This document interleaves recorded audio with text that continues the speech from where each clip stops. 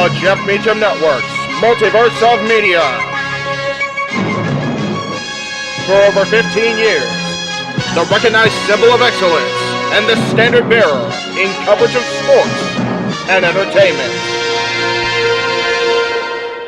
The following views are strictly the views of JHebert and do not represent anybody that works with the Jeff Meacham Network Multiverse of Media or is a part of the Jeff Meacham Network Multiverse of Media.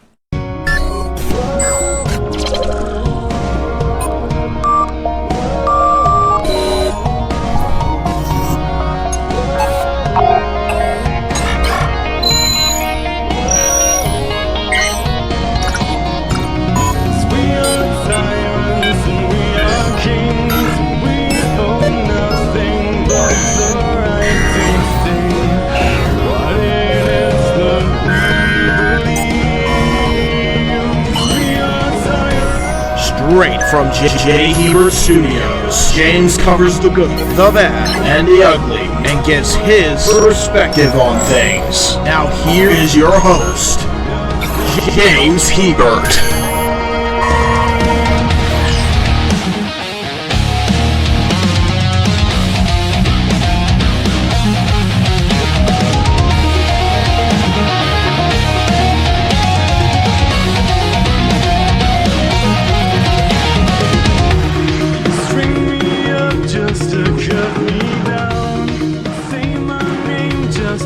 Oh boy, oh boy, oh boy, oh boy.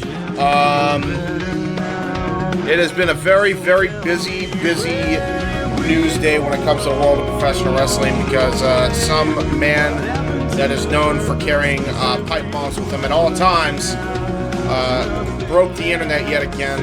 Currently, it is being recorded on the 1st of April. Now, we're gonna get into everything. I'm gonna start it off with a joke, but we're gonna get into everything as we talk about this. But yes, this is the day of the CM Punk podcast drop with Ariel Helwani, and I will be getting into it. But I'm not alone, you see, for this episode of the JHebert side. For the first time in a long time, I actually have a guest. Now, you folks have not seen him since the FTW watch party of CM Punk's last televised appearance, or last televised mention since AEW Collision. It's Ryan. Yes, thank you for having me on. We have talked ad nauseum about CM Punk. Yes. The drama relating for a year and a half, 2 years, it feels like. Too long at this goddamn point. Like it's been fucking absurdly long. Like so long. It's so long to the point where it's like, what in the fuck? You know what I mean? This is the first time I've been on the program since the Collision in Chicago. Yes. In which CM Punk was fired. Quote unquote. Yes. Terminated with cause. Yes. And Tony Khan acting like he's fearing for his life. Yeah, well, boy, did we find out how much of a fucking snake in the grass he is. I wouldn't even call it snake in the grass. I think he's just a child. Yeah. You know, but my point being, Ryan, is if you're acting like a child, it's still a fucking snake in the grass. He's a nice guy. He's a shitty boss. Yeah. That's and we true. know. There are a lot of things to cover in this, right? Yeah. In this podcast, wasn't just a let's bury AEW thing. No, not even close. Yeah. It definitely a lot of Punk's journey over the course of the last couple of years. Yeah. And he was just honest. Like, he sounded honest with everything. He sounded calm about everything, which is complete contrast to what he was in the media scrum back in 2021 as well. Well, he was at his breaking point at that point in time. Yeah. You know, Like how much more do you want? And um, I don't know where we want to start off with this. Well, I mean, Let you gave me like a pretty good outline, so we could kind of tackle point by point, so really. I want to. The outline isn't in timeline of events, so let's look at this here. Okay, first and foremost, it was Punk shows up, and there are issues from the beginning. Yep. Not He doesn't really go into detail because there's an NDA in place. There's only so much he can talk about. But we know what there isn't an NDA on, right? Yep. Because of some of the things we go into conversation here about. You know? Yes. So let's start off with the promo, the Hangman Page promo. Yeah. Because at this point, CM Punk had a pretty fun ride up until this point in his career in AEW. Yep. Specifically, let's put that asterisk there. The first $1 million gate in the company's history. Yep. On top of the first $1 million gate in Vegas for professional wrestling. Yep. And I think it's like the first Vegas gate since what was it? Hogan and or no, it was a near $1 million, right? It wasn't even $1 million gate. It was Hogan and Warrior. Yeah, and it did not crack this. Right. I guess when you adjust for inflation, it did way better, but that's beside the point. Yeah, we're not. I don't think we're qualified to talk about that level of mathematics. No. But the first thing they go over is, we didn't really know in real time what was going on. Punk's out there, Shivani's out there, Paige is out there. Paige is going first or on the mic, and he says, "You talk about workers' rights, and from what I've seen, you're the exact opposite, right? And I am defending AEW from you. Yep. Not just this championship. General synopsis. Right? Now let's also just add to this as well. This is all because supposedly in the rumor mill, if you will, CM Punk had a falling out with Scott Colton back when they did their Art of Wrestling podcast, and he happened to be a part of Adam Page's good buddies faction, the Dark Order. Now, he had gotten taken out, as we have covered on the JHebert side like numerous times. If you're watching as a viewer, Ryan and I have talked about this like ad nauseum in private, but he ended up getting moved out of the Dark Order. He originally was let go of because he wanted to make Punk happy, but he hired him back. Allegedly let him go. But I happen to think that he didn't necessarily fire Colt Cabana at all. He just actually moved him to Ring of Honor because that made the most sense. He was never fired. The history there, at least from Punk's perspective, Colt Cabana, Scott Colton, was not fired from AEW. He was moved to another position in the company. And let's be real. Yep. Scott Colton hadn't been on TV in quite some time before that. In fact, his entire worth in the company was because they paired him up with the Dark Order. Yep. And the Dark Order had not been featured prominently since before Brody Lee had passed. Yeah. And the thing with that also is, like, Colt, he was going to have a job anyway in the company because Guy is responsible for the reason AEW has a shop because they use his Pro Wrestling Tees layout.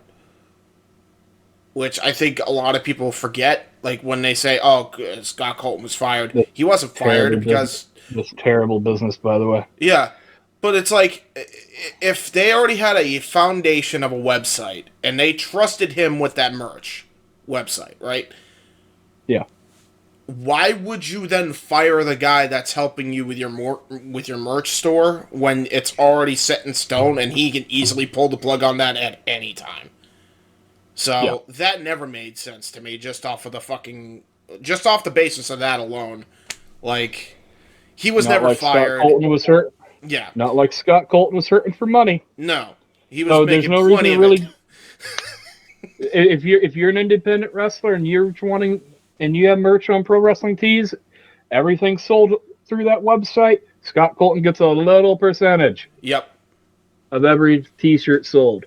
And that little percentage is a lot when you add in the fact that he's getting a big payday from Tony Khan, and he's also getting a lot of the merch sales from AEW's merch shop, which is, I don't know, a fuck ton, especially in the early days. So he was fine with money. At AEW Rampage, the first dance? Yes. Or second dance? The first dance, but it's the second episode of the show. It didn't make sense because he just like Michael Jordan coming back, and so he wanted to use that. Let's not even fucking try to make sense of it. Anyways, CM Punk broke the website. Yep. CM Punk broke the website. Either way, Colt Cabana made a lot of money off CM Punk's name. In fact, the only reason Colt Cabana has a career is because of the Second City Saints. Yep. Because of CM Punk. Yep. And, just because they had a falling out, people have fallouts. It happens. Yep. But for them to go into an agreement for what they're going to say, like, they went through the process of what was going to be said that night. And Hangman Page went into business for himself. Punk can't hear Hangman. Punk's trying to hear Hangman so he can readjust what he's going to say, because otherwise it's not going to make sense. Yep. And, And at this point, as far as on screen, everything seemed fine. Yep. It was this is the moment that made no sense. And, Yeah. Well, I mean, let's also talk about the fact that everybody says he went into business for himself. It's not even that. It's not even that smart. You can't even say that, because he didn't even go into business for himself. He went into business for somebody else, not related to him. For somebody that had nothing to do with the main event angle they were trying to sell. Like, that's what's so fucking absurd to me. And I think that was...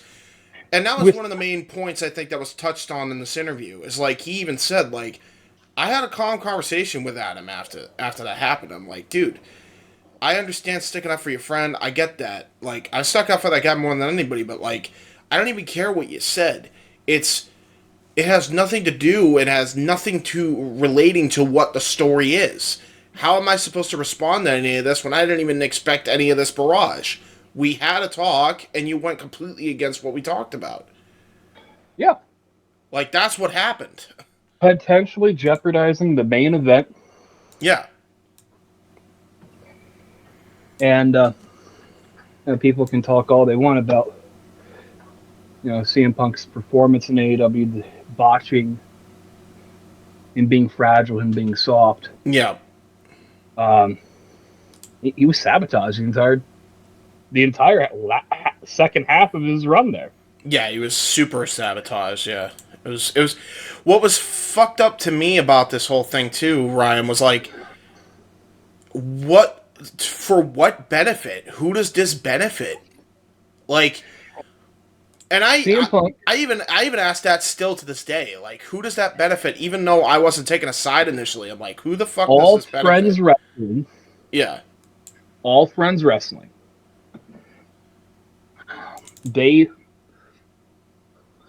Something's been afoot for a long time, okay? I'm not saying Cody left because of this. I'm not saying we know why Punk left. Mm-hmm. NDAs are in place in all places, evidently, right? Except for one, because he was smart enough not to Except sign for one. Except for one. Um, Punk was sold on coming into AEW on changing the business, on becoming an alternative to WWE, on drawing money, selling out gates, selling merch, Yep. and being a draw. Right? Yep. And not necessarily that Punk had to been the guy, but Punk is the one whom the responsibility is being put on. Yeah. Okay? When Punk's... If you can say a million things negative about Hulk Hogan. When Hogan's on top, everyone ate. Right. Okay?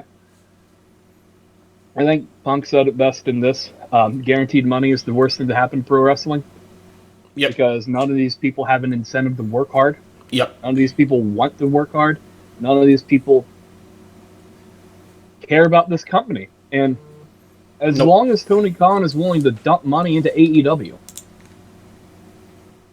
as long as Saeed Khan is willing to dump money into AEW, there will be an AEW. But it's a Dixie Carter situation all over again, really. yeah, and I would even say this is we're only worse as good than as our that, TV because I would even say this is worse than that too, because like this is on a grander scale than that, because like Spike TV was never ever on the level of fucking that TNT and TBS are, like, never. What 1 million, 2 million viewers a week, 1 to 2 million viewers a week watching TNA on Spike TV. Yeah. Viacom don't even exist anymore. You know? Yeah. Absorbed into Paramount.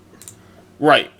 But the point is, they got rid of them because of the nonsense, and then Spike TV got rid of them. But like even before Spike TV got rid of them, the Carters and Panda Energy were no longer pumping money into TNA's at all anymore. Like they stopped caring. They cut the advertising budget early after the Hogan and Bischoff fucking experiment failed like week 3. And then they just kept cutting off slowly but surely until he had nothing left. Now, I think people got to remember that Tony he's going to have money regardless. Like, even with Shahid feeding some of it, he's got enough money in other places like Fulham and whatever he makes with the Jaguars that he could keep the place. You know what? If I play soccer and I play football and I'm looking at how Tony Khan runs AEW, I'm not signing for these teams. No, true. No, and I will say that it's like he definitely cares enough to want to do it, but he doesn't care enough to want to do it right. And that's more than fucking evident now after all this shit. At face value, Tony Khan had a strong run booking the first 2 years, maybe 3 years of AEW. Yep. And then his grand plan for Punk fell short. In his little notebook, he had all his little, things written down in. Burned up. And he chose the side of the Elite. Dude. And saved Kenny Omega. But if it's the choice between Kenny Omega and CM Punk, I'm taking CM Punk every day. Right. There's no reason why. What is funny to me, too, before we even get into that, these fucking idiots are so nearsighted that even Kenny said I'd take Punk over me. Yeah. Like, Hangman, who had the initial issue with him after they had the conversation, said, you know what? You're right, man. I fucked up. After Punk cut another promo on him, which I'm sure we'll get into. But, like, after that happened, he's like, apologized to Punk. He's like, yeah, you know what? I fucked up. But that gets us to, Ugh. I think, the following week, and and they don't go into detail in this in the podcast, No. but it does get brought up in the media scrum, where Hangman's out doing tours, talking about how he doesn't take advice from veterans. It's just like, you're standing on the shoulders of giants, okay? Like, Yeah. Hangman's to openly mock, effectively, Mark Henry, Paul White, and albeit your Hangman page, you're not going to take advice per se from a Mark Henry or a Paul White. I mean, they have a lot of knowledge to pass down onto you. Yeah. They're talking to you. Listen, it's not like they can tell you how you can wrestle, because it's not like they wrestle that style. No. But, you know who does? Jerry Lynn. Mm-hmm. You got arguably one of the greatest light heavyweights, cruiserweights, all time. All time, yeah. ECW original. You also are a heavy guy, so you definitely should take the knowledge of Arn Anderson. Hard hitting motherfucker will absolutely wreck your shit for lunch in his prime. Like, and I love AEW. Full tilt. Even through all of this, I tried to keep it. I tried to watch it. I tried to maintain a level head while trying to sift through all this bullshit. Mm-hmm. But they pissed it away. Yep. Okay, and in fairness to them, they never really drew more than CM Punk brought in on any live viewership. No. I think 1-4, and that was the first dance, and everything was downhill after that. So, and that was for Rampage. But the other problem is too, and it really shows when you look at the product. They weren't willing to play ball with the guy that was drawing the eyeballs to begin with. They weren't willing to get with the program that was generating the buzz. And thus, as a result, a lot of the numbers started dwindling down, and Punk, even in that aspect, I think he even said it himself in the interview, like, he can only do so much to help it. Like, they didn't even want to work with him right at the fucking offset. They didn't want to work with him.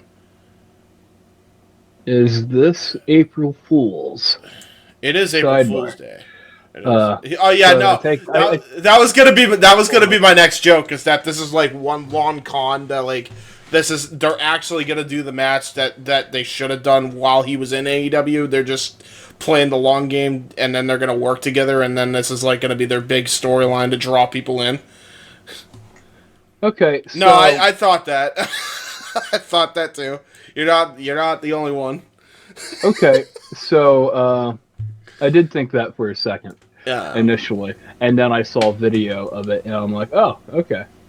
No, what I'm saying is, sidebar, Pro Wrestling Insider reports AEW is currently evaluating their roster and making budget cuts. I wonder why. Stu Grayson is on the chopping block. He's the first one. I think he was the first guy released by AEW.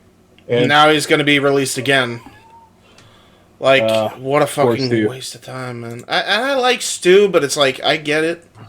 What was the waste of time that you did with that whole thing with the Righteous? Anyway, I'm not even gonna. We're getting too far ahead of ourselves. We are off track. So, anyways, Rampage first stance 1-4, right? And 1-4 is still $1 million. As far as advertisers are concerned, anything above like a 0.5 is still $1 million. You're rounding up for a margin error, right? Yeah, true. So, and another thing that has to be taken into account: multiple people watch wrestling at the same time in certain households. A lot of times it's a group project, so numbers are never the exact number that they're read. Yep. Okay. So, Punk's $1 billion gate. Hangman, but not ruins, but goes into business for himself to defend a guy who has no business being defended because he's a grown man and could have said anything at any time in his own defense. Yep. Trying to be the savior white knight for AEW, and what do? Okay, you send. Ultimately, this sets off a chain reaction of events that lands CM Punk, assuming he didn't get hurt again, in the main event of WrestleMania. Mm-hmm. Now, it's commentating. Which now the fact that he's on WrestleMania at all is going to make people want to tune in more, and they already have like 50 million things that are going to probably make this the most viewed WrestleMania of all time. By the way, now in full context, all of this could have been avoided if Tony Khan decided he was going to be a boss. Yep. And handled it. Yep. He chose not to. Yep. Fast forward from Punk breaking his foot to the Moxley match. You're going to have him work hurt again. He's not quite healed. This is All Out. This is setting up All Out. Yep. They do Rocky 3. Allegedly, CM Punk's never seen a Rocky movie. I don't believe that.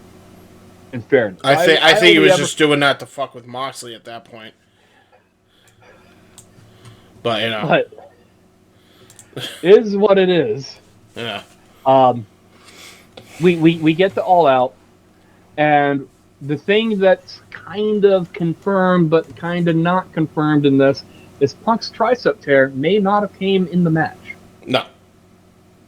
It may not have came in the match. It may very well came in to the following contest. The handicap match in the locker room. Mm-hmm. You know? And, you know, CM Punk had told Tony Khan on at least 2 occasions up until this point, handle it or I will. Handle or I will. And when CM Punk, he didn't go into the media scrum planning that, but he sees all these so-called journalists. Yep. Okay. Yep. With all due respect, James, that's like saying that we're journalists. Yeah. Of this thing. Now, I will say, what's fucking hilarious is you probably would think that we're journalists, considering that during this entire portion, or at least on our side of things, no pun intended, you know, we've been actually trying to look at this with a fine-tooth comb from a neutral point of view. Yeah. But, you know, I digress. Continue. But, you see guys, you see Dave Meltzer sitting out there. You see, who was it specifically? He saw someone who was friends with Colt Cabana. He was used to be friends with Colt Cabana. Yeah. Fuck, what was his name? That seems to be a running pattern. Who's the guy that always reports on CM Punk rumors and stuff, and it's like pretty much in his camp now, and wasn't evidently clear. I forget now. I'll have to do some. I think he got. I think he got into some stuff about Chris Jericho a while back. Oh yeah. House of Wrestling. Hausman, Nick Hausman. Yeah, Nick Hausman. Which don't get me wrong, I think he can be a little bit off the mark too, and I feel like the motherfucker is a bit shady for my taste. But pro wrestling, you know, is full of yellow page journalists. Oh yeah, tabloids. Yep. Okay. And for some reason, no one offers up their source. Did you hear? Did Dave Meltzer or Nick Hausman or anyone pick up their phone, call CM Punk, and ask CM Punk, "Hey, can you care to comment on this before I report it?" No. Because objectively, if you still wanted to do your hit piece on Punk, but you still have Punk's perspective on it. Yep. Okay, fine. I got nothing negative to say about it. However, that's not the case. 9 times out of 10. Nope. So this is where we're at.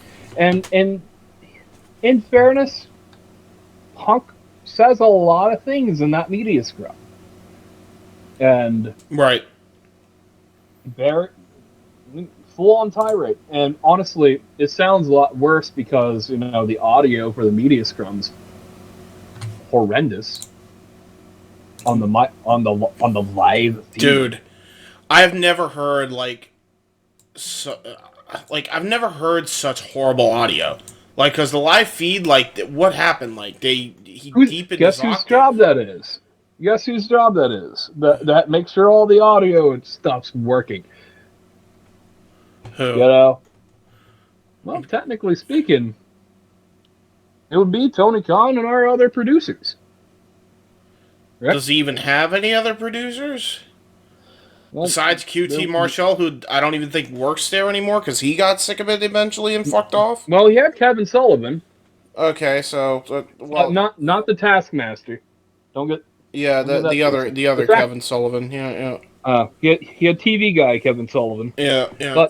But no one tested the audio equipment leading into it. And Punk gives his whole tirade, buries Colt Cabana,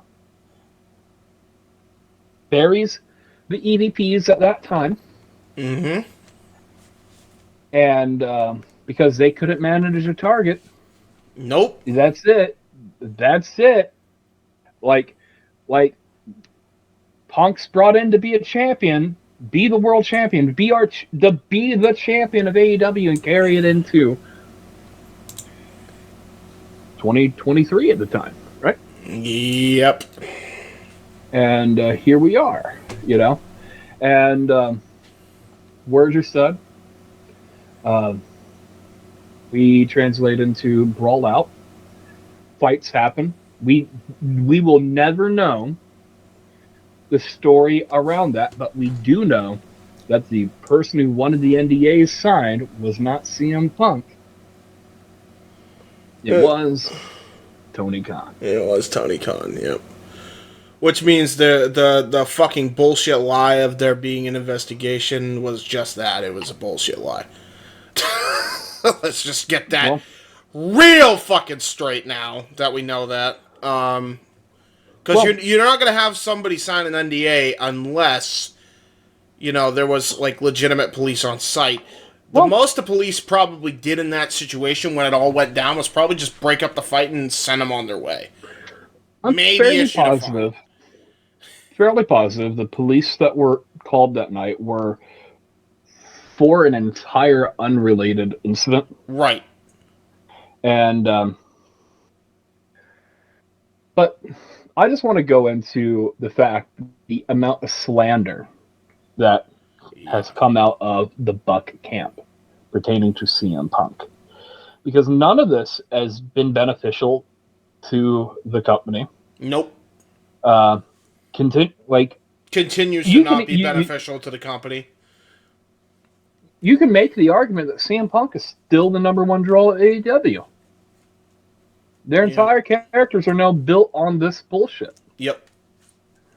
And by the way, it's now no longer the number one draw. I would even say that if it was even a positive thing, they've somehow taken the biggest draw of AEW and made it the single worst thing about AEW television because now they will not stop bringing them up. The fans are showing their displeasure, and the WrestleNomics numbers show that. The fans tune out in droves when they appear on TV complaining about that bullshit. WrestleTech show it too. Yep. So what? You have a good show in Canada, but when you have an 18,000 seat arena and you only put 3,000 seats in it. Yep. Can you only fill 3,000 seats? Yep. I know they. I guess they claim whatever the setup a number was. I have to go back and look up AEW Big Business to find out how well Mercedes drew that night. But she ain't no CM Punk. There's She no ain't no recovering. CM Punk. But even then, it's like, you were never gonna have lightning in a bottle twice, and the fact that they were expecting that to happen again is so mind-boggling to me. This is the biggest Now, star you've had since Punk. On top of now, which, you got the biggest young export that you could possibly get, and also the biggest Japanese export since the Great Muda, right? On TBS, anyway. yeah, You yeah. you What fucking boggles my mind, and I said this on when I covered the fact that Kazuchika Okada joining up with the Bucks was a fucking mistake to begin with. You had two potential cash cows.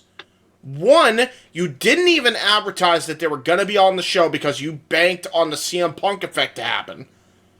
And two, the guy that could have had a draw or significant impact in some regard for the company, you immediately pair him with the fucking guys that are drawing the lowest ratings and viewership.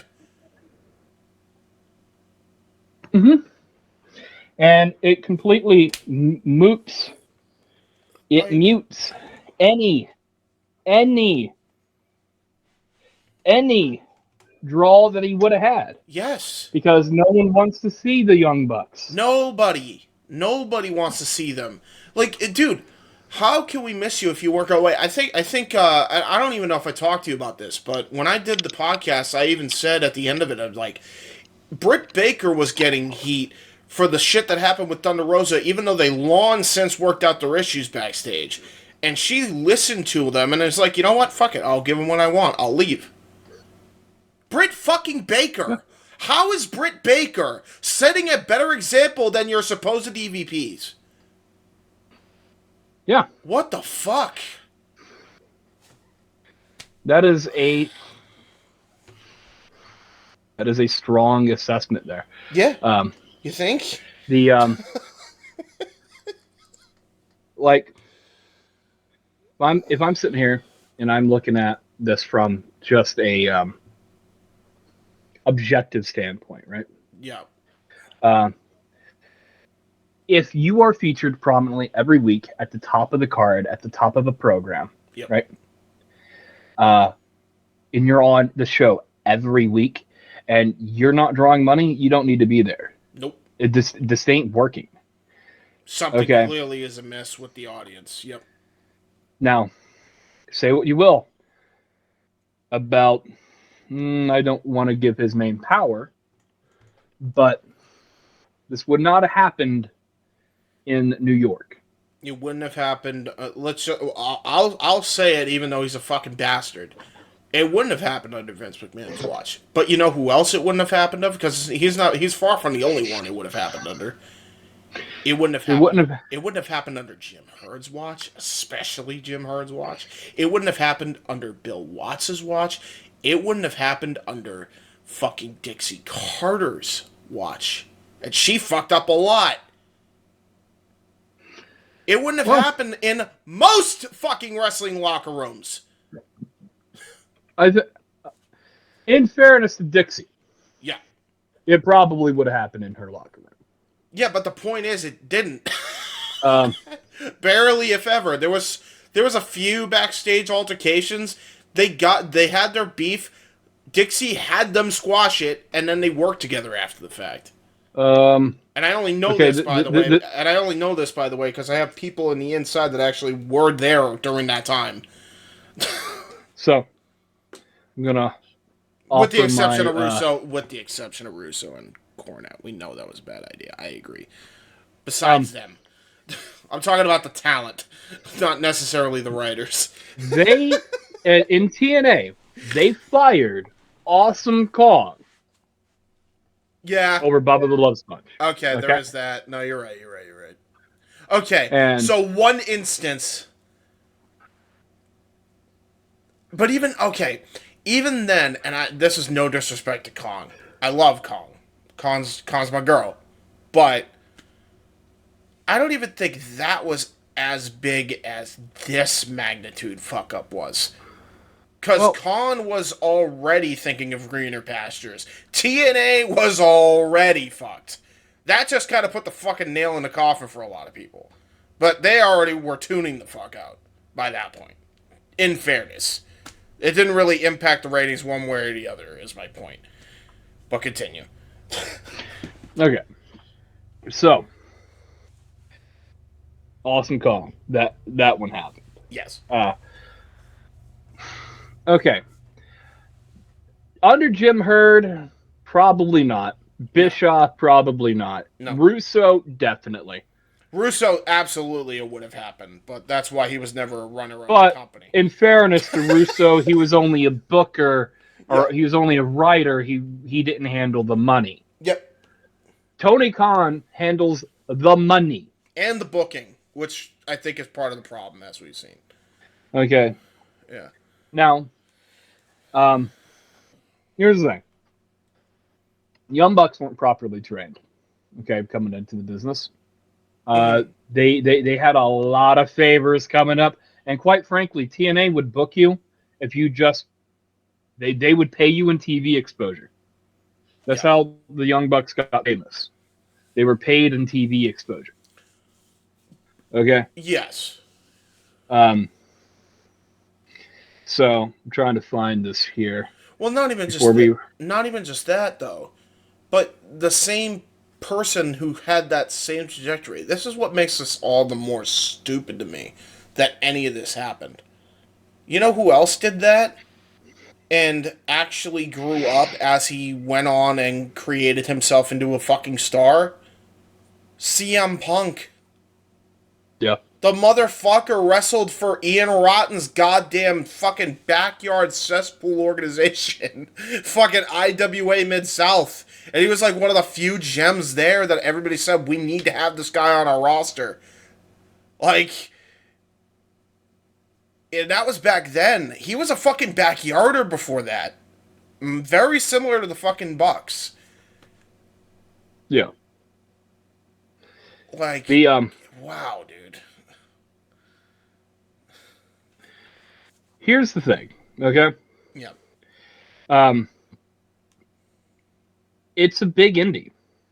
Yep. And these guys are in the business for pleasing Dave Meltzer. They're a bunch of smart fans, and I'm not hating, okay? If that's what you want to do, that's what you want to do, but please don't compare yourself to WWE ever again. Yep. Okay? Simply put, because I agree. Yep. There's nothing wrong with being a big indie. There's nothing wrong with wanting to put on subjectively great wrestling matches. Okay?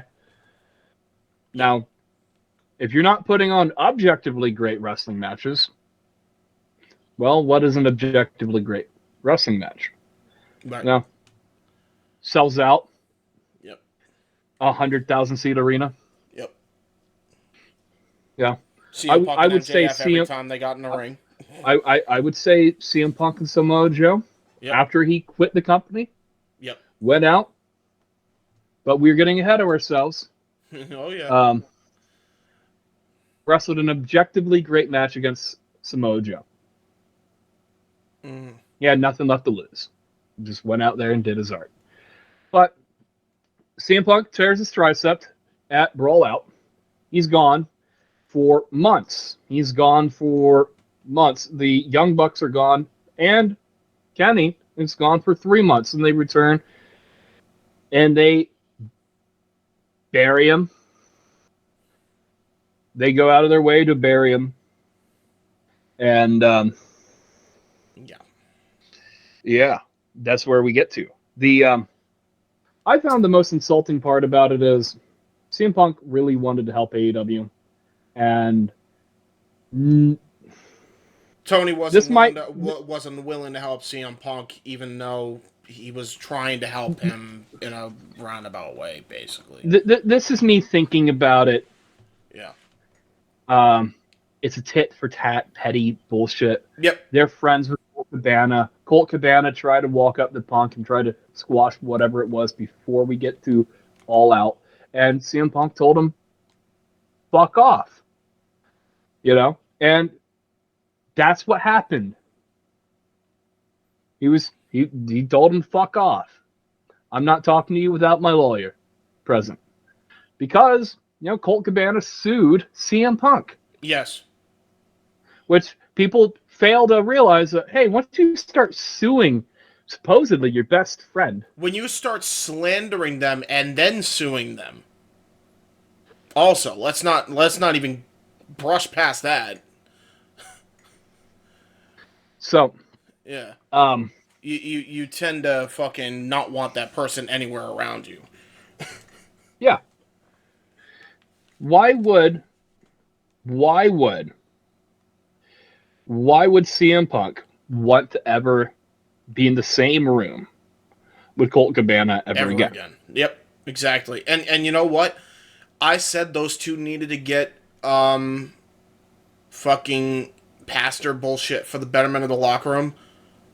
I now vehemently take back what I said in that podcast where I first covered the subject. When Brawl Out, I think, first happened, I covered this. I would like to apologize to Mr. Phil Brooks. Not that he fucking needs it, quite honestly. He probably doesn't care. But after hearing that and looking at it from that lens and knowing what Colt had done, like a shady prick, he could fuck right off. Like, I agree with Phil 100%. You don't need to have somebody like that in your life anymore. I know that from experience. I won't get into it here, but Ryan, and we'll just leave it at that. But, like, I know exactly how that felt, and not exactly to the same degree that Punk had that feel, but, when you have people start slandering you and, then suing you as a result, like, why the fuck would you want that? And then Hangman is doing a promo defending him, completely going against the potential of business and proper business in the storyline context. So everything that I actually complained about, I think in the first podcast, where people want to watch wrestling for the sake of enjoying it and being entertained and not having the bullshit drama right in their face when they already deal with it enough in their real life. Punk was on our side with that the whole time. I would venture to say. Would you agree? Yeah. Like, cause I would say so. Because that's exactly the impression he gave off to me in this interview. Punk didn't even really want to talk about it, but in fairness to Punk, he's asked by a proper journalist, and he gave us more insight as to what happened than Tony Khan did. That the Wrestling Observer did. Hell, as much as they were trying to be neutral, and they did a better job than most of these fucking idiots, but as much as Shamrock Sapp did, Ariel Helwani got more out of this situation than anybody. Well, because he interviewed all this both went parties down, too, by the way. He interviewed both parties. And you can tell who's on the side of, I don't want to say good and evil here. It's very, I feel that's a little dramatic for a backstage brawl. Yeah. Okay? Yeah. But he couldn't answer anything. No, Tony couldn't answer anything. Tony Khan. When Ariel was grilling him, man, he had nothing to say. And then proceeded to bury Ariel. Yeah, right after. Like, similar to how he would bury Bischoff. Yeah. And this is the thing. And I will sit here, I will admit, I like coked out Tony Khan. Right? Yeah. But because the tweets are enjoyable to read. Alright? It's about I all love you it. can. And Tony Khan, I have to find my enjoyment somewhere, because I'm certainly not getting it from the wrestling anymore. Nope. When the Coke tweets offer better storyline development than the TV show, there's a problem. Mm-hmm. Okay? Been that way for a while. So, I just unplugged the cable out of my headset. I don't know if I'm still heard. You are still heard, in fact. Okay. So we are approaching the announcement of Collision. Okay? Yeah. And from what we know, Punk's still under contract. Is Punk in? Is he not in? There's nothing confirming that he's gone. We know Punk wants out of his deal, but Tony won't let him go. And all of this evidently proved to be true because Punk finally came out and confirmed it. But He wanted out. you notice that when they announced Collision, they had all these B-list WWE guys on there, plus Thunder Rosa. All right? Mm-hmm. And I hate the term WWE guy. Okay? Full tilt. I hate the term AEW guy. Full tilt. Thunder Rosa, independent, talent came up. NWA. Yep. Made her big break on AEW. Okay. That Collision roster was weird because it was seemingly everyone who's had issue with One another. someone on the roster. Yep. Right? And for the amount of, I can only imagine the amount of Sammy Guevara fights that had happened, and he didn't get fired. Yeah, and that's another. We'll get back to that, but this goes back to Sammy too, because like I think Sammy's definitely gotten better with it, obviously, but the fact that there was not nearly enough of a punishment for him for starting that fight with Andrade is egregious to me. Yeah. But you know. But the collision was announced at the upfronts last year in I think the show debuted in June, so the upfronts would have been in April, something like that. May, maybe. We had about 10 weeks to prep for Collision, I think. Yep. And CM Punk's name was nowhere featured on it. And then as we approached Collision, it might not have been 10 weeks. I think we might have been 6 weeks out, actually. All I know is it was very convenient that Punk wasn't on the initial announcement. Then he's finally back on board. And in all of this, Punk's agent got fired. Yeah. Oh my God. Yeah, you're right. Ace Steel. I didn't even think about that. Yeah. And you want to know something that's completely hilarious in this? In the second incident, Ace Steel's not even in the building, right? He's working from home. Right. They fire him when he's completely innocent. He's probably hired by WWE now in secret, by the way. I wouldn't be surprised. I'm fairly positive Mr. Steele is in TNA. Oh, well, there you go. He definitely still has a job somewhere. So, but yeah, we get the Collision. CM Punk comes out, offers his. David Zaslav calls him One Bill Phil because he's a genuine article in an industry full of counterfeit bucks. I'm paraphrasing. Yes. This was obviously a shot at the Young Bucks, but it was left for interpretation purposes, whether you wanted to believe it or not. This was from Punk's own mouth, by the way, on the Ariel Helwani interview. So. Yeah. And we get through a couple weeks of TV for Collision.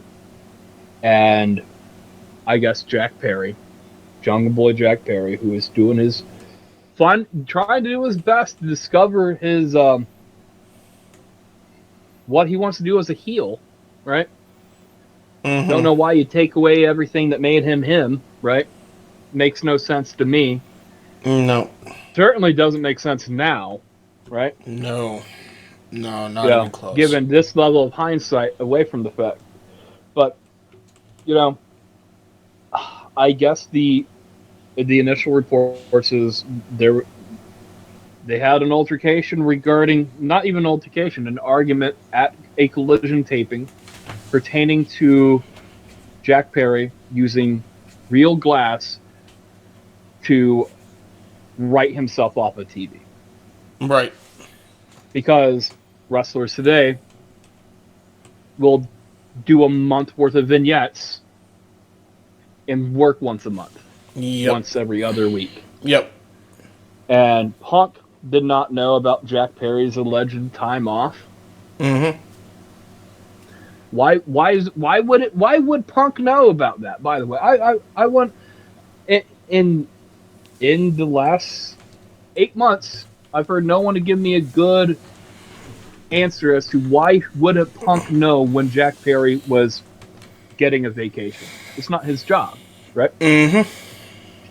He doesn't work in HR. But evidently, no one works in HR. No, as we found out. So I just want to put this into the ether, right?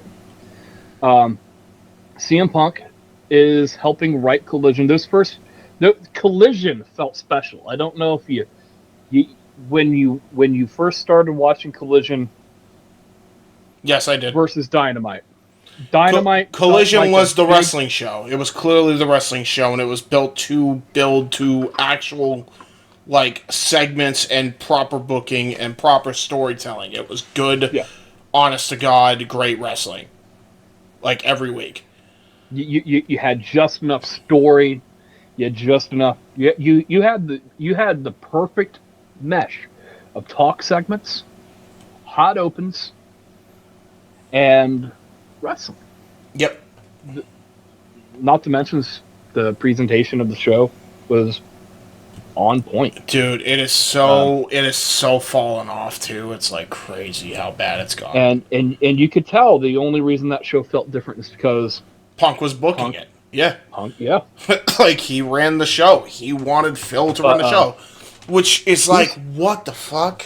Who sent Jack Perry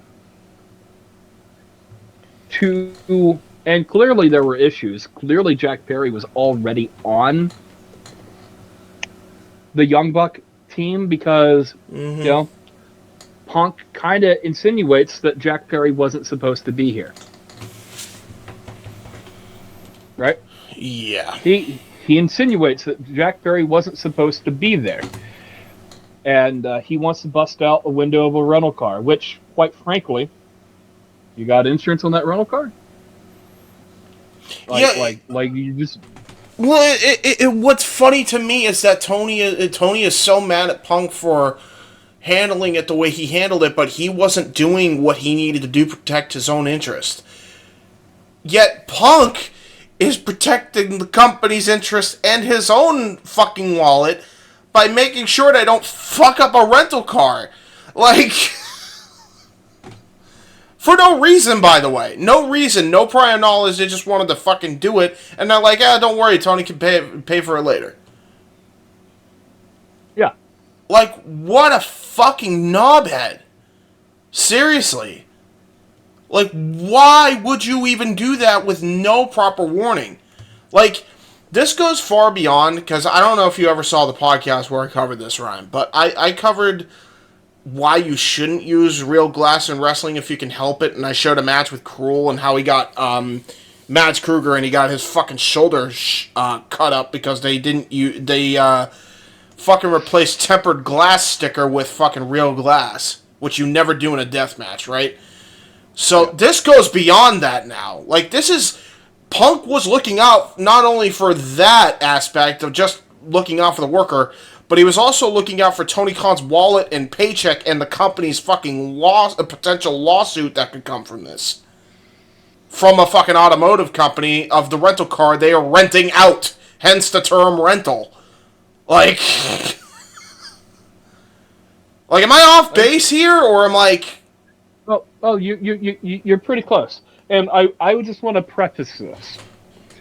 because we're on a timeline. We're not really on a timeline, but we're following the timeline relatively as close as possible. And I want to bring up something else that happened on involving Glass recently. Yeah. Okay. Yeah. Darby Allin. Okay, and I just want to preface this: the difference between Darby Allin and Jack Perry is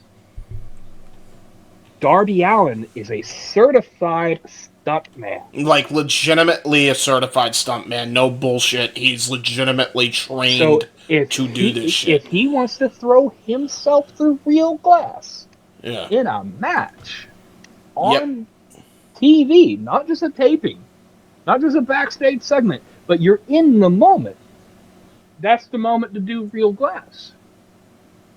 Yep. Right? Because he'll know how to bump through it properly where he won't get fucked up and die. You know? Yeah. It's just... So. The point is, Jack Perry is not a trained stuntman, nor does he know anything about finances, nor did he have the best company's interest, and Punk did. So, therefore, a 1-0 to CM Punk. Moral of the fucking story here. Like, I don't know what else to say on that one. Stay in fucking Japan, bud. Seriously, you're a fucking fool. You are a fucking fool. No one wants you here. No, I don't want you back in the States. Stay in Japan. Learn to get some fucking proper etiquette. Clearly, you need the reverse opposite. You need the reverse effect that it had on Logan Paul. Clearly, bud. Fuck me. He was banned from fucking Japan. He needs to be banned from ever coming back to the U.S. on a fucking working basis. Fucking idiot. So, we get through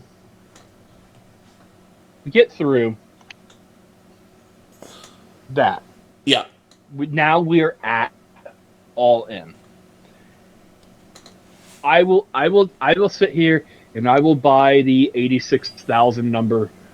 I will buy that number. There are a lot of ways to get into an arena that's other than turnstiles.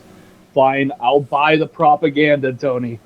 Despite the fact, they made fun of years WWE inflating numbers, right? At the first All In Chicago, they made fun of WWE inflating numbers. Well, Double or Nothing, but yes, same thing. Probably both, knowing them. Knowing them, yeah. So, I just want to put this energy into the world that All In was at face value, a special show. Largest UK show in a long time. It's probably the largest UK wrestling show of all time. I think it was the highest grossing wrestling show, period, in the UK. If you buy the shoot numbers, right? If you buy the advertised numbers, which I will give Tony credit in that the shoot numbers did beat out WWE's shoot numbers. I'll give him that. But yes, continue. Okay. So un mas here. So I will say this, okay? All this stems from is a guy who, if he had anybody else's last name, he wouldn't be making more than $40 a night on the independents. Going into business for himself. Doing stupid internet shit. Yep. Exactly what Punk called having to go back to the having to go back to the real glass. Yep. Comment. Right? Now allegedly CM Punk is in his locker room watching this. I imagine that CM Punk was in Gorilla the entire time because he was up next. But I think Punk said he was in his locker room. Well, to be fair, I could actually see that only because how long, because they always do like a weird ass buffer, like almost like a 5 to 10 minute buffer before the next match, between the buy-in main event and then the opening match of the actual show. So I could actually see that being the case either way. But anyway, either way, he's either watching in Gorilla or watching in the locker room. Yeah. So, we get to Punk, Joe at this point. And, well, before we get to that point, there's allegedly an altercation. We don't know about this altercation until midway through Joe versus Punk. Okay? But I guess what had happened was, and this is just me trying to remember things as accurately as I can. Well,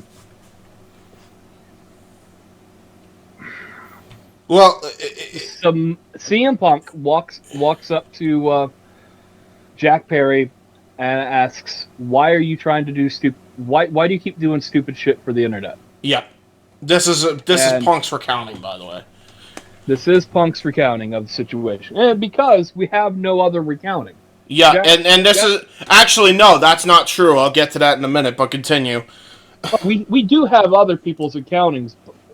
No, there's one in particular I'm going to bring up after you mention this, but I'll save that for the end. But this is Punk's recounting as we know of. Continue. And this is the situation which leads to CM Punk being fired, and Jack Perry approaches. Sorry, my brain's all over the place. Is approached by CM Punk. CM Punk says, "Why do you keep doing stupid shit for the internet?" Jack Perry says, "What are you going to do about it?" CM Punk. Them's fucking fighting words. At some point, someone is shoulder checked. And and then Punk chokes him. And Jack Perry's put into a front chin lock, which is a defensive move to de-escalate a situation. Yep. Now, if Jack Perry's face happened to fall on the floor, that's on Jack Perry. Yep. You know. We do know Samoa Joe breaks up the fight. Yes. Now, everything that you say is accurate, and Joe's thing is also accurate. Of him screaming at Punk, "Get the fuck over your shit, like, we got fucking thousands of people out here, we gotta put on a show for him." And Punk agreed. He nodded his head, "I'll see you out there." Then the whole thing with Miro happened. I want to clear up everything up to this point. Not only has Punk said this now, this has been outed by a rapper. I believe it was the rapper that rapped fucking Swerve out to the ring. You know who this person is? This is absolutely the recounting of that rapper. He was there. This is exactly how he said it happened. If you could get past just the way he speaks, because sometimes it was hard to understand him. But once you actually digested what he was saying, this is how it exactly went down. Now, mind you, this motherfucker's a complete outsider to all of this shit. He's not in the wrestling business. He never has been in the wrestling business. He thought this shit was fake, in his words, and he saw this shit going down, and he thought it was real, and he saw him put him in a front face lock when Jack Perry got a little bit rough with him. Jack Perry got a little bit rough with CM Punk. No. So I just want to address that I do believe that guy had mentioned something about it was bloody. Yeah. And yeah, I don't know. Maybe that has something to do with Jack Perry being suplexed into a freaking real. Yeah, that's how you know his recounting is the most real. That's how you know Punk's recounting is proper, because he said, "Well, it was bloody," and normally that'd be like, "Well, what are you saying? Punk assaulted him?" But the reality is, the fucking moron did it to himself. So, therefore, no, he didn't assault him. He just had blood coming out from the fucking spot that he called Pauk out for. So just fucking mess. I just want to put this into the world. Yep. Okay. I am a fan of real men handling business the way men do in the professional wrestling business. Okay. Yep. If you guys want to act like a bunch of dumb indie fed fucks, try not to bypass too many F-bombs tonight. No, you can say F-bombs. I don't give a fuck. I'm not monetized, bro. Why are you minding your language for? You say it, dude. Okay. Listen. I am unmonetized as of right now. Say whatever the fuck comes to your mind. I don't care. So here's the big thing. Okay, real men handling their shit the way they're supposed to. Here's the thing: if the boss ain't gonna handle it, and you've asked the boss to handle it, yes, time, yes, and ask them to fucking handle it, yes, and you finally handle it. After not only did he handle it, after he told them, if you don't handle it, you're not gonna like the way how I handle it. He warned them. He fucking warned them. That is as close to terms of service as you can get, right? Yep. So as far as I'm concerned, CM Punk, he's the real world champion, right? Yep. And that title he stood on that business. Yep. All right. No one can say anything negative about CM Punk again in that light. And, nope. And here's the thing: CM Punk said it from the offset. I've had countless debates with people who think Phil's fragile, or Phil is weak, or Phil is soft, right? Yeah, you don't want to talk to Josh Mansfield about that one.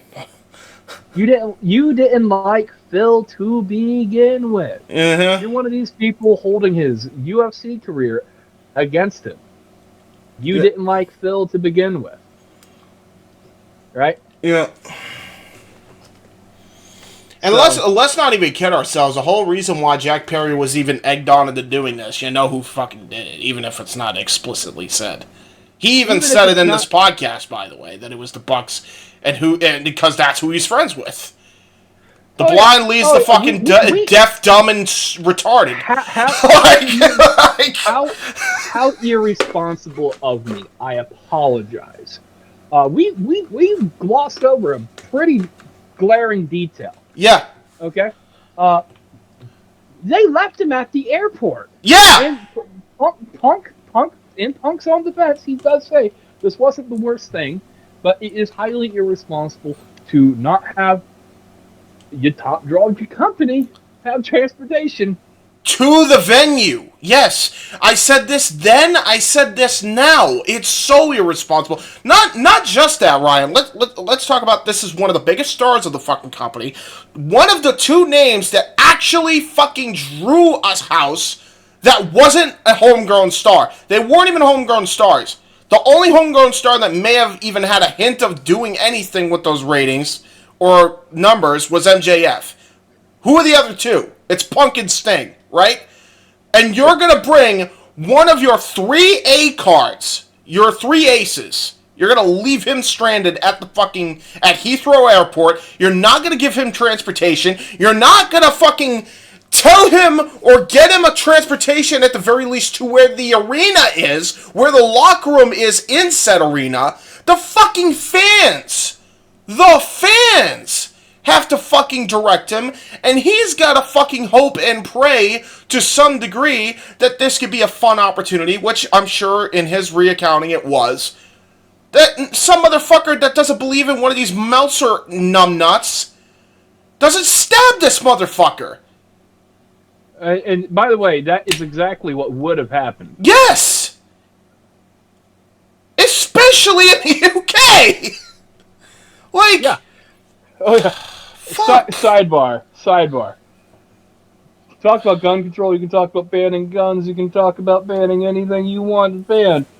Humans will find a means to hurt other humans. Yeah. And the UK has proven that with record stabbings each year. There's a reason why the fucking term drill exists.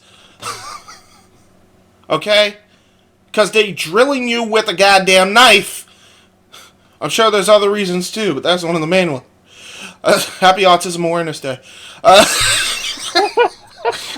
Fucking, so yeah, it just unreal. And then fucking, this guy, this is after, by the way, he had tried, supposedly, and he even says it in the interview and alluded to that he did try multiple times to hash the shit out and squash the beef, and every single goddamn time the Bucks refused. I alluded to this earlier, okay? And I think this is them just being tit for tat pissed off because Punk refused to talk to Scott Colton. Yep. Scott Colton. Yep. Not Colton. I mean, talk about nearsighted idiocracy, dude. Like, who gives a fuck? Who gives a fuck? Cut the shit. Not just that. I don't even think it's just that fucking petty. Because I don't think the Young Bucks didn't have issues prior to that. I very much doubt that. Let's get this straight right out of the gate. The Young Bucks are mad that Punk didn't join their Lollipop Guild 3 times when they asked him via text. That's where this really fucking stems from. And I will bet the little amount of money that I have left in my fucking bank account that that's what it is. And it ain't much to begin with. But if I had $1 million, if I had $1, if I had fucking trillions of dollars, I'd bet every bit of it just to get richer and laugh at all you motherfuckers' faces. Because I guarantee you, that's exactly the reason why they're pissed off. Is because he turned them down 3 fucking times prior. And when he finally came in, they saw themselves as bigger for their bridges than they actually fucking were. And they got so fucking full of their own shit in their mouth that they thought CM Punk didn't belong in AEW because he wasn't there since day one. So why should anybody else care? Yeah. Tell me that ain't the reason. Well, tell me that ain't the reason. Punk came in. He was sold on a promise to draw for the company. And he comes in, he does it, and then they see that he's doing it, and they realize that they're exposed. And by the way, what's fucking absurd to me is I did episode 3 of this podcast. Maybe episode 2. I can't fucking remember now because it's been that long. I did an episode calling out Cornette, shitting on how overboard he takes things, because he does. Let's not even kid ourselves, right? And I told them in that podcast, don't listen to the fucking chatter and focus on your shit. And take criticism if you think you need to take criticism. Work on the things you feel like you need to work on. And then just fucking leave it at that. You don't have to respond to it and let it be. Yeah. Apparently, I wasn't the only one that fucking said that. So did Phil Brooks! Yeah. Fuck's sake! Isn't that funny how that works? Like... You want to know why I'm taking the side of Phil Brooks now? Is because he's been saying everything I've fucking said. And I hadn't even fucking met the human being of Phil Brooks. I don't know CM Punk from a goddamn hole in the wall. You know... God damn it, no wonder he quit. By the way, let's just get that out of the way now. He was not fired. Yet again, he quit. So, this is the inverse of what happened in WWE, where they said he quit and he was fired. No, this time, he quit. He quit. They said he was fired. Okay. Fucking and to snake. To go on TV, say, I was in fear of my life, to go on this, it make your... I was there the following week on Dynamite. I watched Tony Khan come out, and I looked at him. I'm like, and I'm looking at the sea of fans, right? And I'm looking at this half empty Indiana Farmers Coliseum, Yep. and because I bought tickets on the hardcam side, right? Mm-hmm.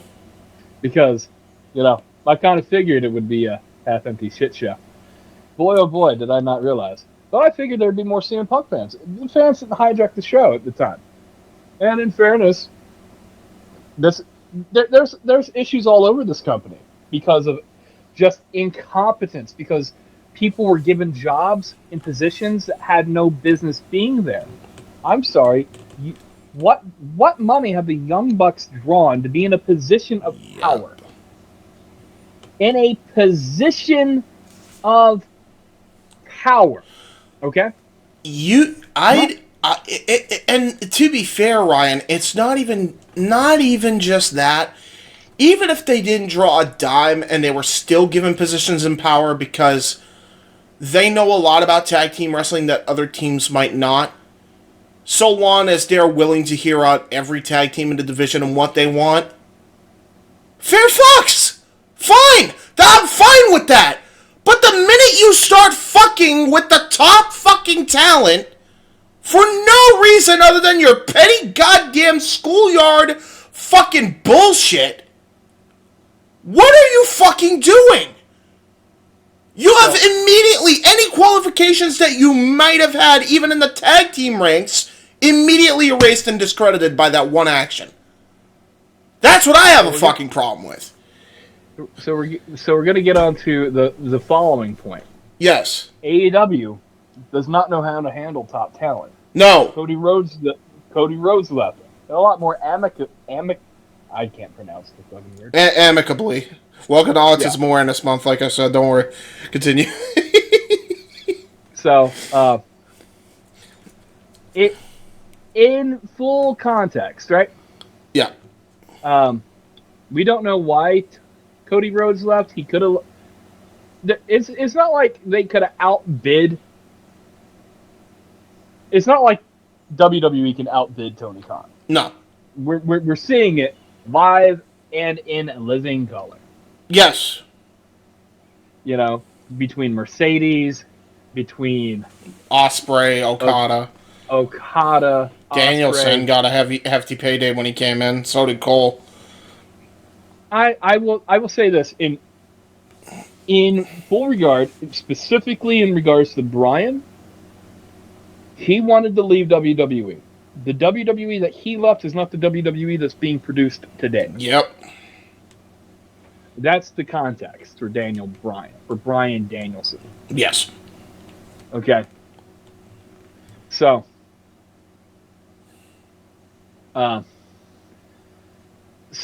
with that in mind, right?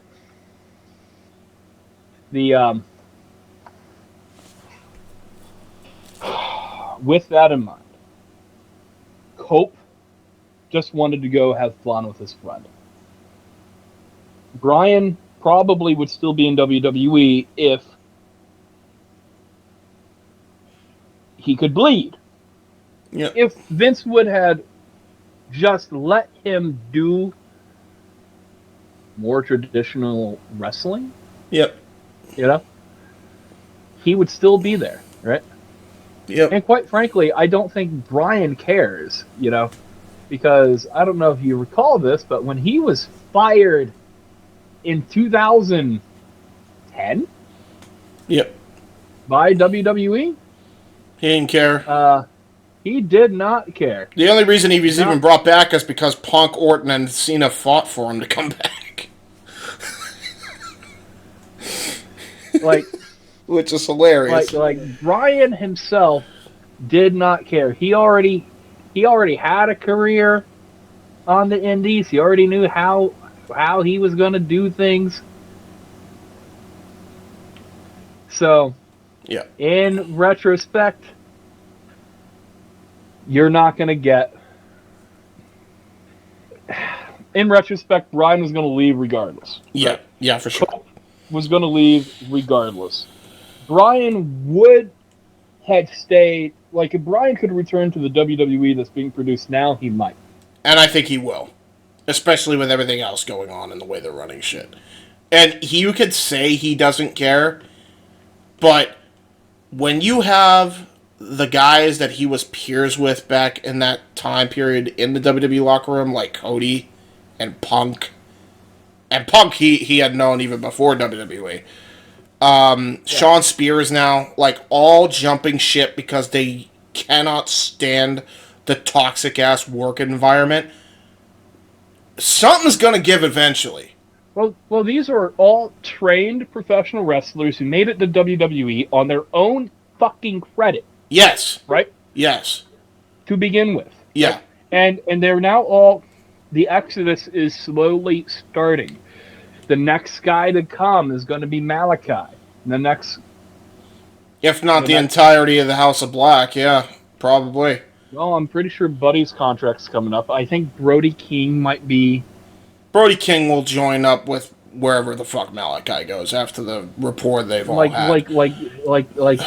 Like they're good buddies. They're good friends. Yeah. Right? Yeah. I'm not going to sit here and pretend like they ain't. That said, right, there are discrepancies in... Well, I mean, not even... we're talking about the House of Black, but House of Black is a candidate. FTR's a candidate. Fucking W. Morrissey, Big Bill's a candidate. Ricky Starks has been rumored to want the fuck out. Okay, Ricky Starks is a Cody hire. Right. Every Cody hire is going to be brought over at some point or another. And we saw the first Cody hire in Jade Cargill, right? Yes. And she's come back. Oh, yeah, that too. Which, by the way... Dawn Spears is also a Cody She hire, was one of the first people that said, fuck this, I want out, after Punk left. And I don't think that's coincidence, by the way. Because she absolutely respects Phil. And Phil went to the WWE. And she knew that he was probably going to end up there. So she went there. And Cody was already there. I don't think that's by coincidence. In the fucking slightest. And this is right after, like... And by the way, we also know why fucking Punk defended Sasha Banks so hard. Is because his friend is Bayley, just like Bayley's friends with Sasha Banks. So, of course, he's going to defend her. So there was that little nugget, too. But, you know... He was the big advocate for women's wrestling, especially over there, and how they were fucking things up.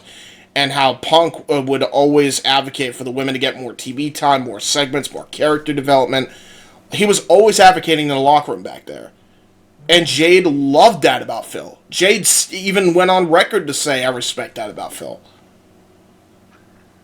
Yeah. So, you know. Ricky also said that too, by the way. And he's on the chopping block of getting the fuck out as well. Which is why I brought him up, besides him being a Cody hire. And quite frankly... Yeah.